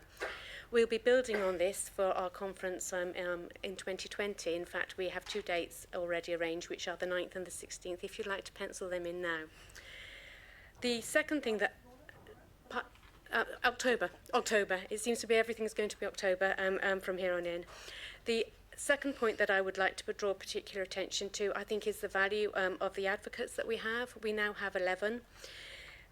And I do believe that they do add huge value to us. If nothing else, it means that we've got 11 people in different teams across the trust wearing the lanyard, and they promote what the service is and the ability to raise concerns just by the fact that, that they wear the lanyard and they talk to staff. But they can also signpost staff, they can deal with cases. They have a real role, and I think it's provided us with a terrific outreach that we didn't have at the beginning of the year. The third and final additional point that I'd like to make really is to draw attention to the Freedom to Speak Up Oversight Group. This was something that's new to the Trust this year, and for me it's been extremely helpful to be able to have access to many of the people who are sitting around the table. Initially it was meeting every 2 months, but we're going to move to meeting quarterly, and its remit is going to be widened. To have that support and that access has been invaluable, and certainly I would particularly like to thank Pat, who is my director, and I have found her as to be very accessible and very supportive. I think that the support that this group provides is not just helps to bring change. It's a really important thing for me to be able to talk to people about us being where we can show that we have independence. I think it's a question that an awful lot of staff ask is, how independent are we, essentially when we're employed. So I think, that the existence of this oversight group is a really powerful thing that we can talk about. As well as thanking Pat, I would also like to thank Aruna, who has been incredibly supportive, particularly in terms of getting us office space here at St Helier. And on that basis, I'd like to thank Trevor too, because I know it's not an easy thing, for him to have achieved.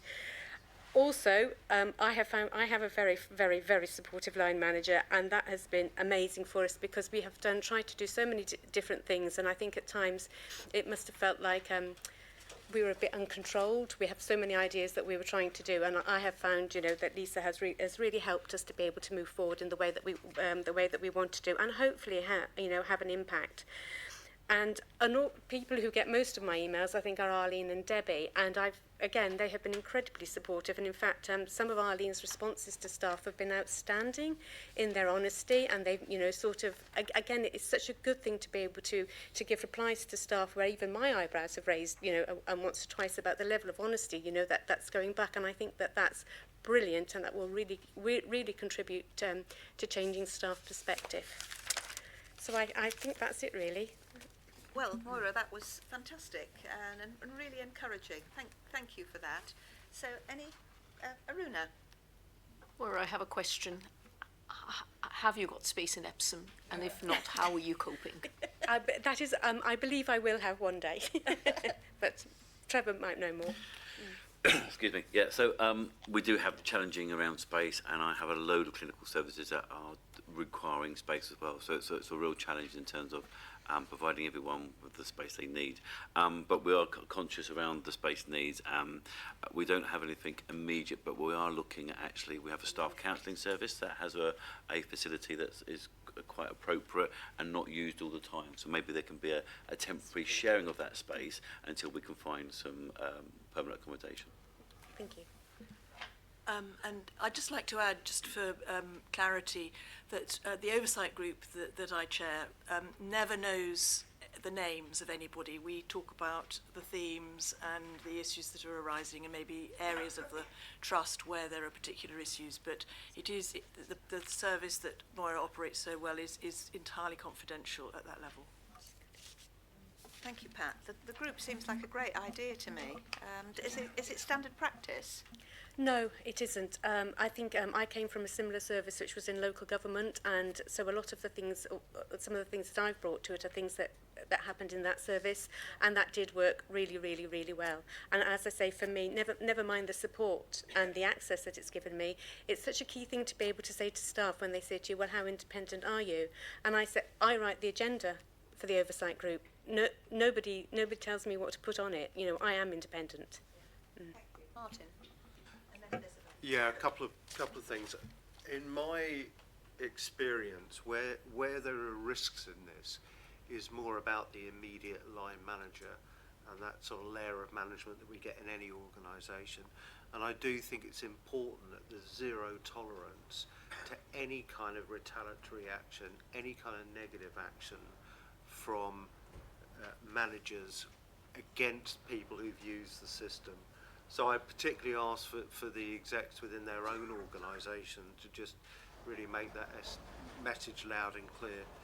The second one was there was just a bit in the report I just didn't understand. Under aspirations, point 3, it says be prepared to be outsourced to primary providers with capacity and structure to support. This could present an income stream for the service. I wasn't sure what that meant. Again, it is very much one of these aspirational things. This is just a thought, for me, for the service. The Freedom to Speak Up Guardian role is supposed to move out to primary providers, but of course I think it's a very difficult thing for primary providers to do for themselves, so it seemed to me that there might be an opportunity there, for us in due course.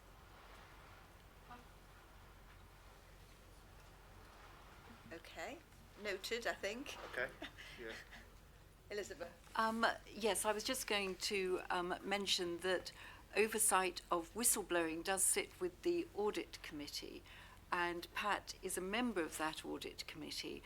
And so we were discussing how we could make sure that all sorts of concerns raised went through a path to resolution. And Pat has very kindly undertaken to use her interface in order to report back to the Audit Committee on that assurance for us, Chair. But I'm also, we have also taken very strongly this idea that you have to not just listen to people's concerns, but you also have to be prepared to support the person who raises them. Thank you for that, Elizabeth. So, Moira, any final? There's no other points. We're currently at case number 144 for this year, so we have seen a huge increase in cases. I don't know whether it's fair to ask you, and if you don't want to, I'll ask Daniel, because that's one of the problems of being a chief executive. People hand you difficult questions. That point from Martin, I think, which is absolutely the relevant one, about how immediate line managers behave. Mm-hmm. Do you want to say anything about that, or shall I ask the chief executive to do it? I'm quite happy to answer if Daniel's happy for me to. Yeah, we have had a couple of people who consider that they have experienced detriment from raising concerns, and certainly people are fearful that they will experience detriment. We had a group that came to us, and they were very concerned that there would be consequences, and so going through us, we acted almost like as the middleman. We can ask the questions and give them the answers, and I think that provides them the safety to ask the questions and get the answers in a way that works for them. A particular person who did most definitely experience detriment was somebody that I worked with Arlene about, and that was sorted out really well and really quickly. That's very helpful. Did you want to add anything, Daniel? So I think what you're really saying, Moira, is that you'll go as far as you need to in making sure people have appropriate protection. Thank you. Okay. Right. We're asked to note that report as well. And thank you very much indeed, Moira. You'll come periodically, I hope, to talk to the board. Yes. I mean, does annual suit you? Is annually? Oh no, annual's not enough. I'd like to see you more often than that. Lisa, what do you think? It's no problem, Chair. I mean, in the terms that we've put together, we were hoping the board might consider half yearly, because we will be able to, one of the things that Moira hasn't highlighted but we're really excited about is because we've now done 12 months, we've actually got some really interesting data that we can track. It's difficult to track on a monthly basis to show trending, but certainly on a 6 monthly basis we should be able to show trending for you. Shall we try 6 monthly? Yeah? Seem to be a lot of nods. Thank you very much. Right. So, 7-day services update report. We're a little behind now. I think it was important that we spent a little bit of time on freedom to speak up, but if we can just, if we can pick up speed, but we do have a job to do in terms of assuring ourselves. So, I don't want to speed up to the point that we're not effective. Ruth. Thank you. So I think just if I perhaps clarify the purpose of this paper and the accompanying template, there are a series of 10 standards that have been in place for about the last 6 years nationally to ensure that the quality of services for our patients is the same across the 7 days of the week. And of the 10 standards, there are a core 4 which all trusts are meant to have in place from April 2020. Periodically, we have been required to do twice yearly audits to show compliance against those standards, and that gets reported centrally. The reporting framework has changed in the last 6 months, so that now twice a year all trust boards must self-declare using this BAF format, which has come from NHS-IE, and which itself has caused some IT issues because the colours don't replicate across onto the iPads and it auto-populates. But this is the nationally mandated template that we have to self-declare using. Now, as a trust, we have taken the decision not just to self-declare as to whether patients are seen within 14 hours by a consultant or indeed daily or twice daily, but to accompany that with a small-scale clinical audit. And the detail of that is described in the accompanying paper. So I think just to highlight the overall summary, in terms of 14-hour review by a consultant, we are compliant at weekdays but not at weekends. The same pertains to daily and twice daily review of patients who are already inpatients. We have challenges at weekends. In terms of consultants delivered interventions and diagnostics, we are compliant with the exception of a formal arrangement for echocardiogram across the weekend. So that is in essence a summary of our current position within the organisation. I think the important thing to note is that we are working very closely with our clinicians, particularly in medicine, to ensure that in terms of the daily consultant review, we are prioritising the resource that we have, so that we, through this winter, want to ensure that we identify the patients that need that review, to ensure that they then receive it. And if we are able to determine that the patients who need it are being seen, then we are actually compliant with the standard. So we're doing a lot of work on that at the moment. I think in terms of ECHO, there is a conversation to be had across the acute provider collaborative to look at where there is potential for us to collaborate as for acute trusts, because I understand at present that none of the trusts in the sector are able to meet that standard. So that in essence is a summary of our current position. We are mandated to upload this self-declaration before the end of November, but I think it's important to describe the context and the next steps rather than just focusing on the submission per se. No, that's very helpful. Thank you, Ruth. So, comments or questions? Derek? We're actually measuring two things here, aren't we? One is, does the consultant review the patient? And the other is that consultation documented? And I didn't think that came out. I mean, there's not a format for that to come out. But it strikes me that some of the shortfall may be in, was the consultation documented rather than did the consultation occur? And Yep. How do we go about making sure that's captured reliably and So, that yeah. good clinical performance is Yeah. not under-recognised? We've done a lot on that. What some trusts have done is just say, we've done our job plans so that there is time for a 14-hour review. Therefore, we're going to say we're doing it. That has not provided us with the assurance that is required, and that's why we're doing the audit. When we started on this journey, I think our compliance for 14-hour review was about mid-70s, and actually a lot of that was because it wasn't being captured.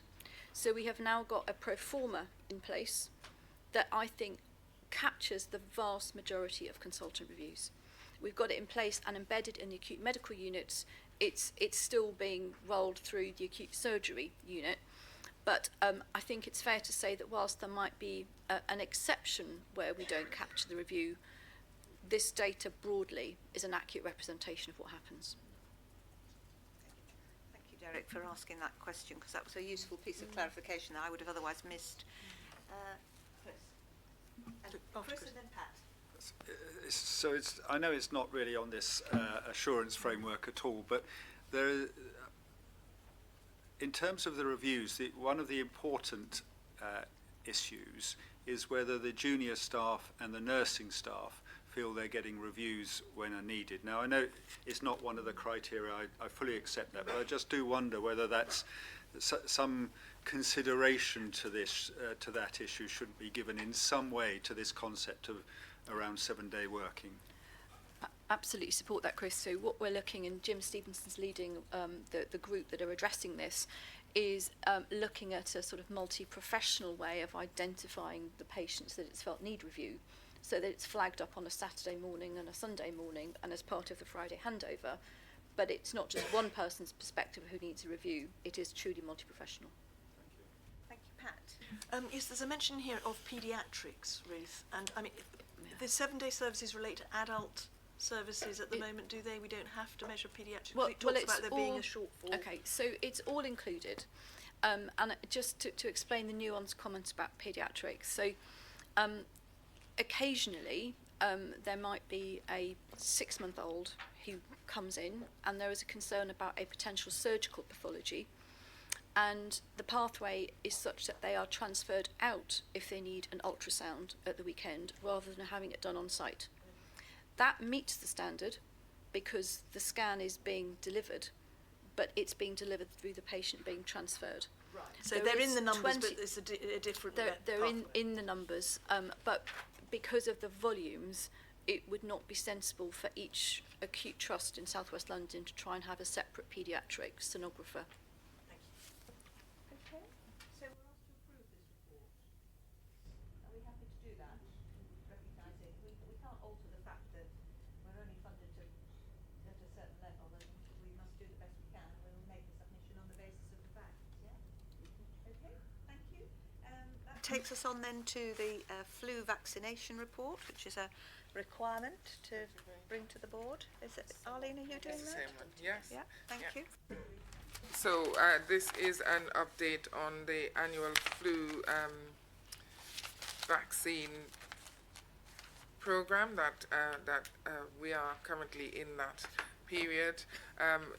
It's a short paper, and it really just highlights that currently we are 52. We've achieved 52% of frontline staff being vaccinated, which is slightly less than last year at the same time, but last year at the same time we had got the vaccines in on much earlier, so we were able to deliver. We do have more pair vaccinators trained this year than any other year. However, we have to remember that that also includes our community teams, which we didn't have before, and so we have quite a number of clinics and peer vaccinators and the occupational health team going around doing vaccinations. And the plan is, or the target is, that the ambition is for 100% of all frontline healthcare workers, and we are working towards that. The sequence target is 80%, and again, by working to 100, we aim to get to the 80. Yeah. Okay. It's a requirement that it comes to board. You might think it's an odd requirement, but it's a requirement. So could we note that, please? Thank you. That takes us on to 5.1 and Q2 Board Assurance Framework. Peter. So I'm happy to make a start. So the Board Assurance Framework is the tool we use to assure ourselves that we are delivering against the key priorities that we've set as part of our operating plan for 1920. The summary paper shows where we've made an assessment that has gone through both executive level and the board subcommittees. The key change between Q1 and Q2 is a slight deterioration from amber green to amber in relation to providing responsive care, and that reflects our performance in relation to the key constitutional standards in particular, and not being where certainly meeting the standard or indeed against our own internal plans. So that's the deterioration there, and the progress in relation and the improvement in the working partnership has gone from amber green to green is principally in relation to the component that refers to our long-term aspirations about a single acute facility and the government support for that. So those are the two headline components. What the report then sort of sits on top of is the detailed report against the 6 key priorities, and if there are any questions there, I'm sure colleagues would be happy to cover that, but they cover all of those from how we do with our staff as well as against the constitutional standards and our finances and so on. The other element that the Board Assurance Framework covers, which refers to where the key risks to delivery against those are reflected in our corporate risk register, which we'll come on to in a moment. But I'll pause there before, if others wants to go into particular There will details. be questions, Peter. Thank you. Anybody got any questions? Really? Well, I have. We have reviewed these in the subcommittee and asked some questions then. We could repeat our questions. if you No, wanted I us don't to, want that, Gillian. because that means the people who asked those questions got the appropriate assurance. Yes, indeed. And it's the people who weren't on the subcommittees. So it may be that there aren't many people left other than me to ask questions. So it's incumbent on me then to ask a question. But I think you've had notice, Peter, of my question, which is it's on Corporate Priority 1, enabling all our diverse teams to have regular meetings and one-to-ones. And I have already sat in a subcommittee that acknowledges that the Trust, like many organisations, struggles with this. And I note it's green, so I would just like to understand that. So perhaps if I just take a step back to describe how our board assurance framework works. So on the detailed report, there are two components, which is against the specific components, for example, the one you've raised. The RAG rating there is largely, did we do what we said we would do in the quarter, which in this case was to establish the Band 7 and 8 leadership programme, so that we did what we did in the quarter. We would say that that's green because we did exactly that. The component that then relates to that is that in the overall assurance rating does two things. It's a combination of both, are we on track, let's say at Q2, but also a look ahead to say, what's our degree of confidence that we'll be able to deliver everything that we said we would do by year end. So whilst in quarter priority 1 there has been some movement, which is positive improvement because we've made some progress, we haven't changed the overall rating because there is still more to do, and there's now only 5 months left of the year to make the progress. So that's how our reporting works. So it may well be in that particular one we've said we've done what we said we would do, but it's not overall having the headline is about making sure people got regular meetings and one-to-one. So the training program is about educating for some staff to understand, well, what are those key tools mean. I completely understand that. What I didn't understand was that the RAG rating referred to the particular element of it rather than the overall leading indicator. So that makes complete sense now. Thank you. And if there are any other comments, I hate people from the chair keeping asking questions. I'm going to ask another one. Sorry, did you want to say something, Dan? Except that having thought more about your questioning of that rating, I think you're right, because I can't see that we are going to be green by the end of the year on this indicator, because the feedback from quite a lot of staff is they're really not getting one-to-ones. So I think the action we need to go back and have a look at is, are the actions we said we were going to do going to actually deliver the outcome? And I think we should take that back and have a look. And I think you're likely to be right that they won't, and we need to think again about what we should do in that space. Okay, that's very helpful. Sorry, I didn't want to upend anything, but one of the advantages of being new, so lots of disadvantages, is that you do often see things more starkly, I suppose. So thank you for that, Daniel. I think anything else I can pursue outside the meeting. Can't be doing with people talking for the sake of it. Any other points? So we were asked to review and comment upon, so I think everyone's reviewed it. And there's been at least one comment because other comments have been picked up through subcommittees. Peter, was there anything else you wanted to come back on?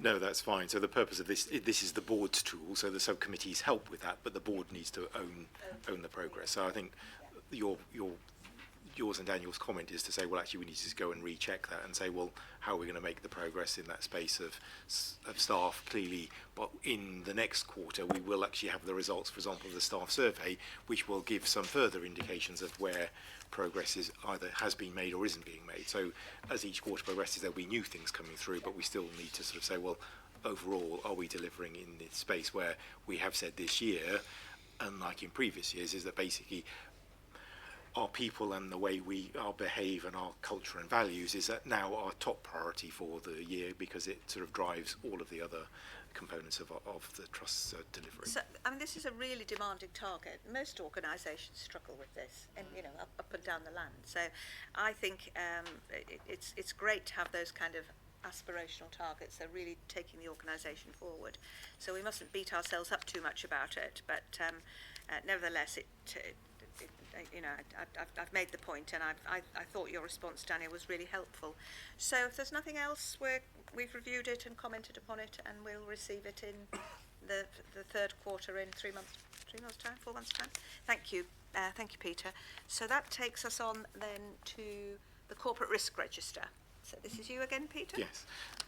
So the corporate risk register is a different tool from the board assurance framework. So the board assurance framework really is the top-down tool. The corporate risk register is more of a bottom-up tool, those things that are emerging through division. So just for your benefit, Gillian, and to recap for others, is that our corporate risk register is grouped into 4 key components, which are basically staffing, variability of care, estates and infrastructure, and finance.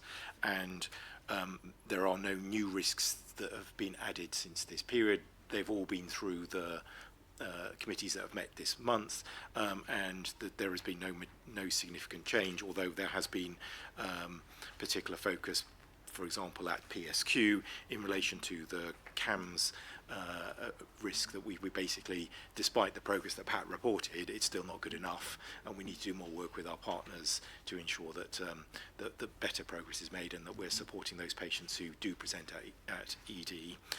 The other one was around the support to patients with an unstable airway, particularly the Epsom site, and progress has been made around that, particularly with St George's providing out of the cover, but again there is more to do to embed that to ensure that those are there. So those are the 2 that were particularly highlighted in here.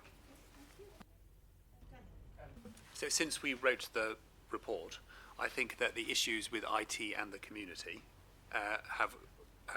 us not being able to deliver what we thought we were going to be able to do have kind of come to the fore, and I think probably we should record that more clearly on the risk register, because we're going to disappoint quite a lot of staff about it all taking longer than it should. But we didn't know that when the report was put to bed. No. So, but we have 2 risks relating to community. One is in relation to a strategic risk, are we going to deliver the expectations that we've set for ourselves? And the second one is basically being a good provider of the services that are essential for the delivery. So IT is there. Well, I think what the conversation is that we certainly need to change the scoring, that it's rather than so it is on the corporate risk register. I mean, it's significant, but it's even more significant, I think, is the metric. We can review that. We'll do that through that. Bruna, I think earlier you talked about whether the risk around nursing was right. So we have upgraded it to 20. So yes, we did look at that and make it 20. Yes, I think that is right. Although I do think since this as well, the community needs to be more explicit, so that's something that in the staffing in community, which we need to include. Okay. Any other points people wish to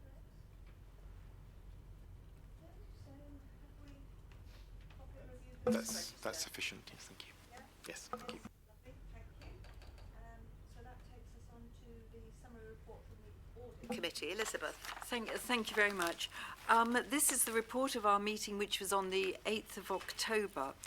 And audit committee is unusual as a board committee because, of course, we have sitting around the table representatives from our key audit advisors, who are KPMG, our external auditors, BDO, our internal auditors, and also the colleagues from the London Counter-Fraud Service are there.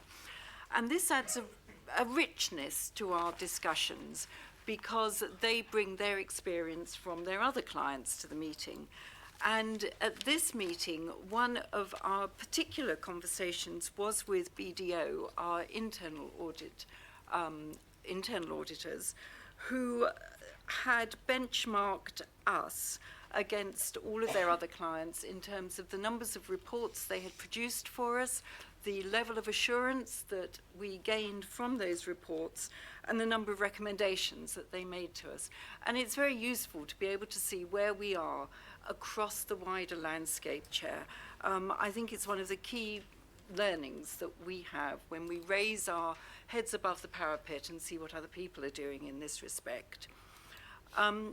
In particular, on the internal audit reports, we received 3 internal audit reports on our procedures surrounding overseas visitors. And what I would say is that we have to have an overseas visitors policy, and we have a very strong and robust one, but we do not have many overseas visitors. And we are confident that we are not identifying them, and that we are making a reasonable degree of financial recovery against the ones that we do have. So we have assurance there. We had a lot of assurance around our car parking, but I think we would all agree that the most important internal audit report was the one around serious incidents reporting.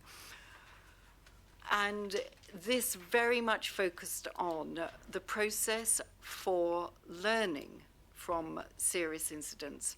How was that disseminated across the trust, and how was it embedded within future procedures? And so I was very pleased that, because I'm also on PSQ, to see the amount of time that Pat spent on that at that meeting. And I would say that we are definitely at Audit Committee going to be keeping very closely in view the recommendations. They have been warmly embraced by colleagues within the quality team, but we do need to follow through and make sure that they are actioned. Our conversations with our external auditors, KPMG, at this point in the financial planning calendar, focus on what are they going to be looking at, where will the areas of audit emphasis be when they audit the 2019/2020 accounts. And the obvious and very new thing that we've taken on is our work in the community. And I understand that Rakesh has had conversations with KPMG that will be reported back to the next audit committee. And in the meantime, I am also going to be meeting the partner from KPMG as well. Counter-fraud continues to carry out proactive work. And we have seen the number of incidents of fraud fall considerably, but we are alive to this, and we carry out regular exercises which look at running our payroll national insurance numbers against the payrolls of our neighbours and that kind of thing. And I would also say that, as I mentioned earlier, we have looked at this whole area about raising concerns and whistleblowing, and this is something that we will also be keeping in view going forward. And you will see that we, within this committee, we also have responsibility for cybersecurity. I very firmly believe that our first-line defence against all cybersecurity attacks are making sure that our members of staff are adequately trained. And we monitor at Audit Committee the proportion of our staff who have got their training up to date. And we are working very hard with Peter's team on that. Thank you, Chair. Lovely. Thank you very much, Elizabeth. Any questions or comments? No? So we're asked to note the report.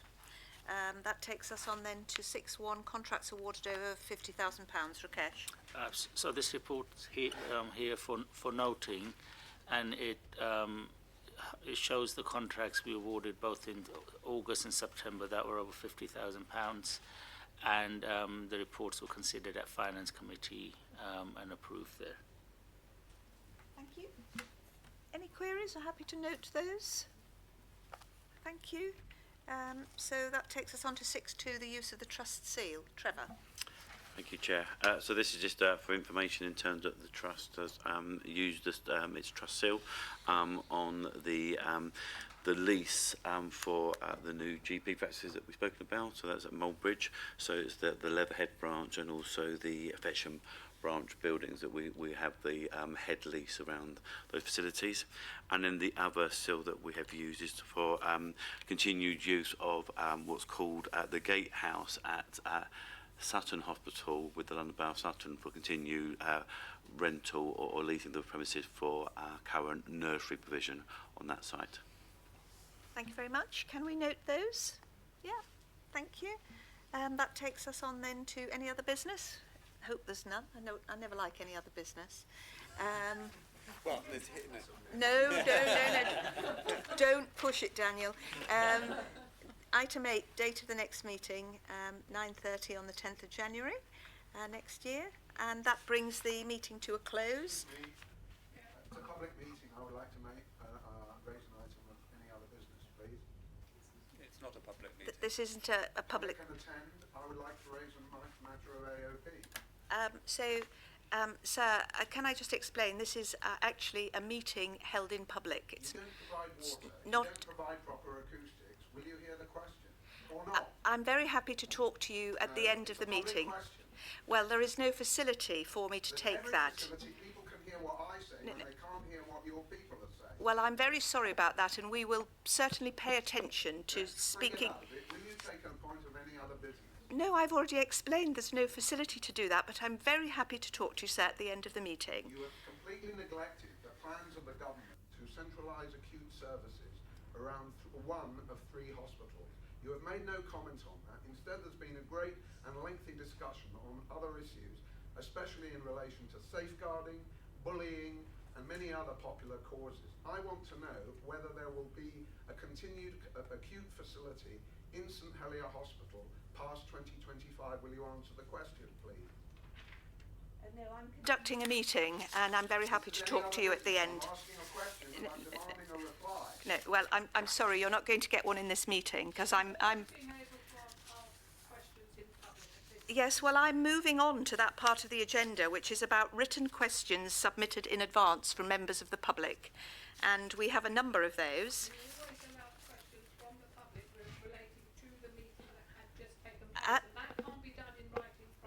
The Prime Minister has made an announcement of £500 million, and you have no comment to make on where that will be spent or how it will be spent. The Chief Executive at the beginning referred to that. There's not going to be any debate about it, but as I've said, I'm very happy to talk to people at the end of the meeting. Right now, I'm trying to conduct the meeting, and we're on the item that is for written questions submitted in advance. And I have a number of questions that have been submitted in advance. The first 2 are from, first 3 actually, from Bess Harding. Is Bess Harding here? After those questions are taken, will you please take a question from the floor? Do you want to continue to be as opaque and undemocratic in relation to a popular and reasonable question about the fate of St Helier Hospital? I'm trying to conduct the meeting, and I've already said I'm very happy to speak to you at the end of it. So if Bess Harding... will not take a question. If Bess Harding isn't here, is Bob Mackison present? No. Oh, So, Mr. Mackison. So, Chair, could I just suggest that for the purpose of the questions, we adopted having written questions so that if people weren't able to come, we would basically actually in for the public record, which we record, so that they can hear for themselves what was the answer. So it would be helpful actually if you yes, please. Thank you. So if I don't know whether it's Miss or Mrs. Harding, but if Bess Harding were here, the question was to welcome me, for which I'm grateful. St George's Hospital always put a large advert in the Comet advertising forthcoming board meetings.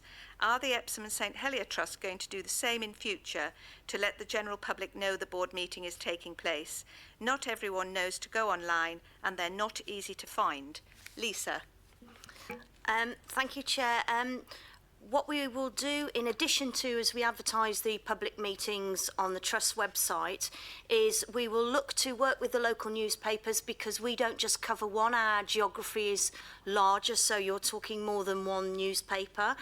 probably 3/4, plus some online newspapers.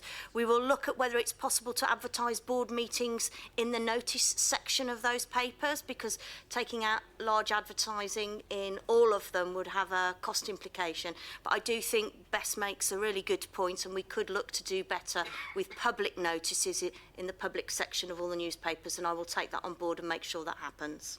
Thank you, Lisa. That's very helpful indeed. A second question from Bess Harding. In April 2019, EMEF, do you all know what EMEF Medical Equipment Fund. Thank you, Daniel. Trustees met with the CEO, Estates and Communications Directors of Epsom St Helier, when it was accepted that EMEF would donate equipment to Epsom General Hospital, and the Epsom and St Helier Hospital Trust would draw up a simple agreement stating that the equipment donated would remain at Epsom and not go elsewhere. Despite several reminders, we've yet to receive a response, although over 6 months have elapsed. We would like to donate this equipment as soon as possible, as this will benefit the local community. When will the agreement be sent to us? Trevor. Okay, so I do apologise for the sincere apologies for the delay in drafting the donation agreement. I have to say that the agreement has now been completed this week, and the draft sent to the Epsom Medical Equipment Fund around there. And just like to extend that, actually, we are greatly appreciative of the work the Epsom Medical Equipment Fund does for our patients at Epsom Hospital, and we hope that the agreement will be operational by the end of November. Thank you, Trevor. Next question, from Bess Harding. A few friends have been hospitalised at Epsom recently, and when visiting, I've noticed several empty beds. Why is this? Sue? I'm not sure which beds Bess is referring to, but we're making an assumption that it's some of the empty beds that she may have seen on Alex Ward and Buckley Ward.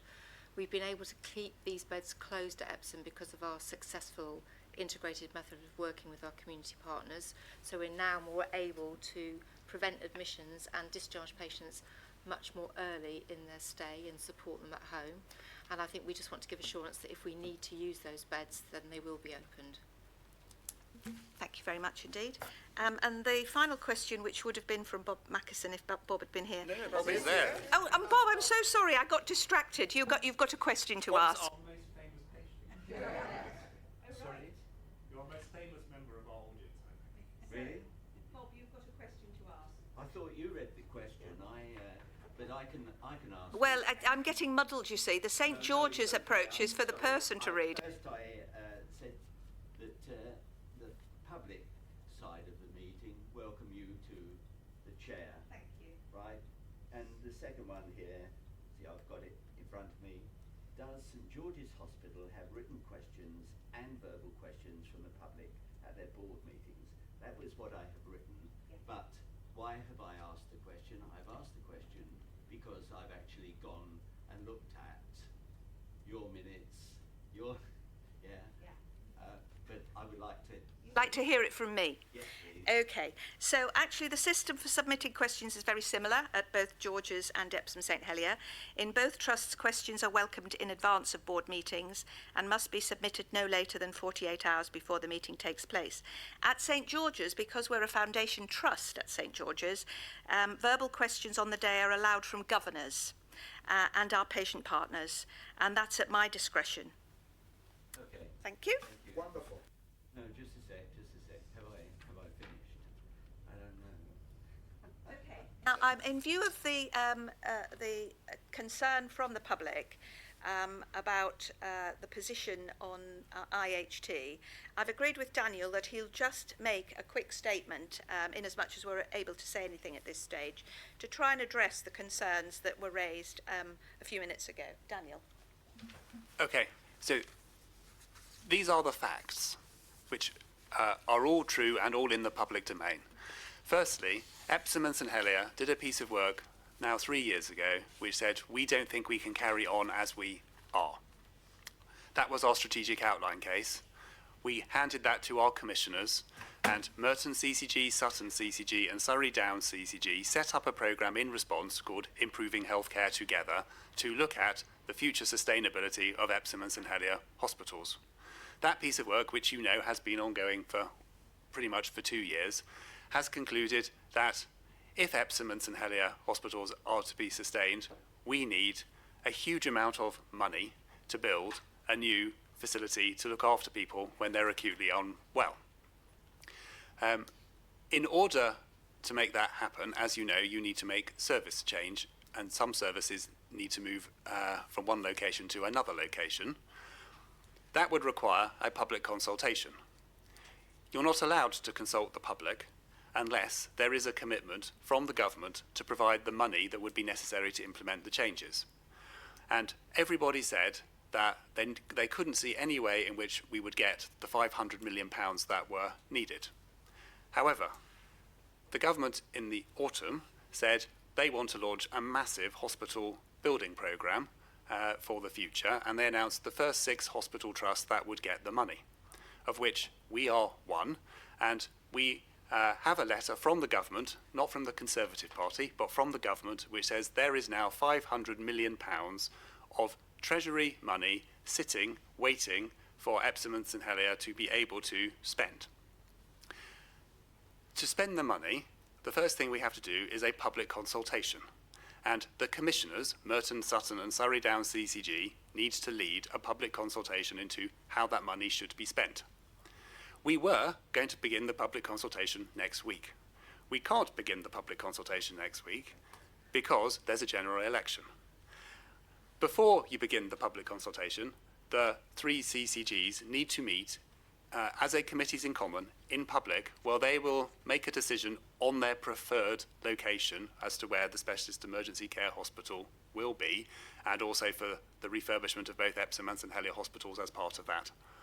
I don't know what their preferred location is going to be because they haven't met. They now won't meet until after the general election. When they meet, they will make their decision on the preferred location. We will then begin a 3-month detailed public consultation on that, and not until the consultation has finished, the CCGs have evaluated what people have said, will there actually be a decision on where this building will go. Thank you, Daniel. I think that's very helpful. I think it's also important that I make a comment about the material that we have discussed today. There's been a lot of important papers, the children's safeguarding one, for example, the 7-day working. We have an obligation as a board to satisfy ourselves, to assure ourselves that the various processes and the patient experiences in this hospital are safe. And we're doing our very best for patients. So whilst to members of the public some of the documentation may seem a bit abstract, it's really very important that we take these papers in the way that we're required to do, and that as members of the board we assure ourselves in order that we fulfil our statutory obligations. And I do think it's important that people understand that. We've not just got this set of papers because we wanted to have a set of papers that weren't accessible to the public. This is about us doing our job properly. Thank you very much indeed. The meeting's now closed. Could I ask a question, please? The meeting's now closed.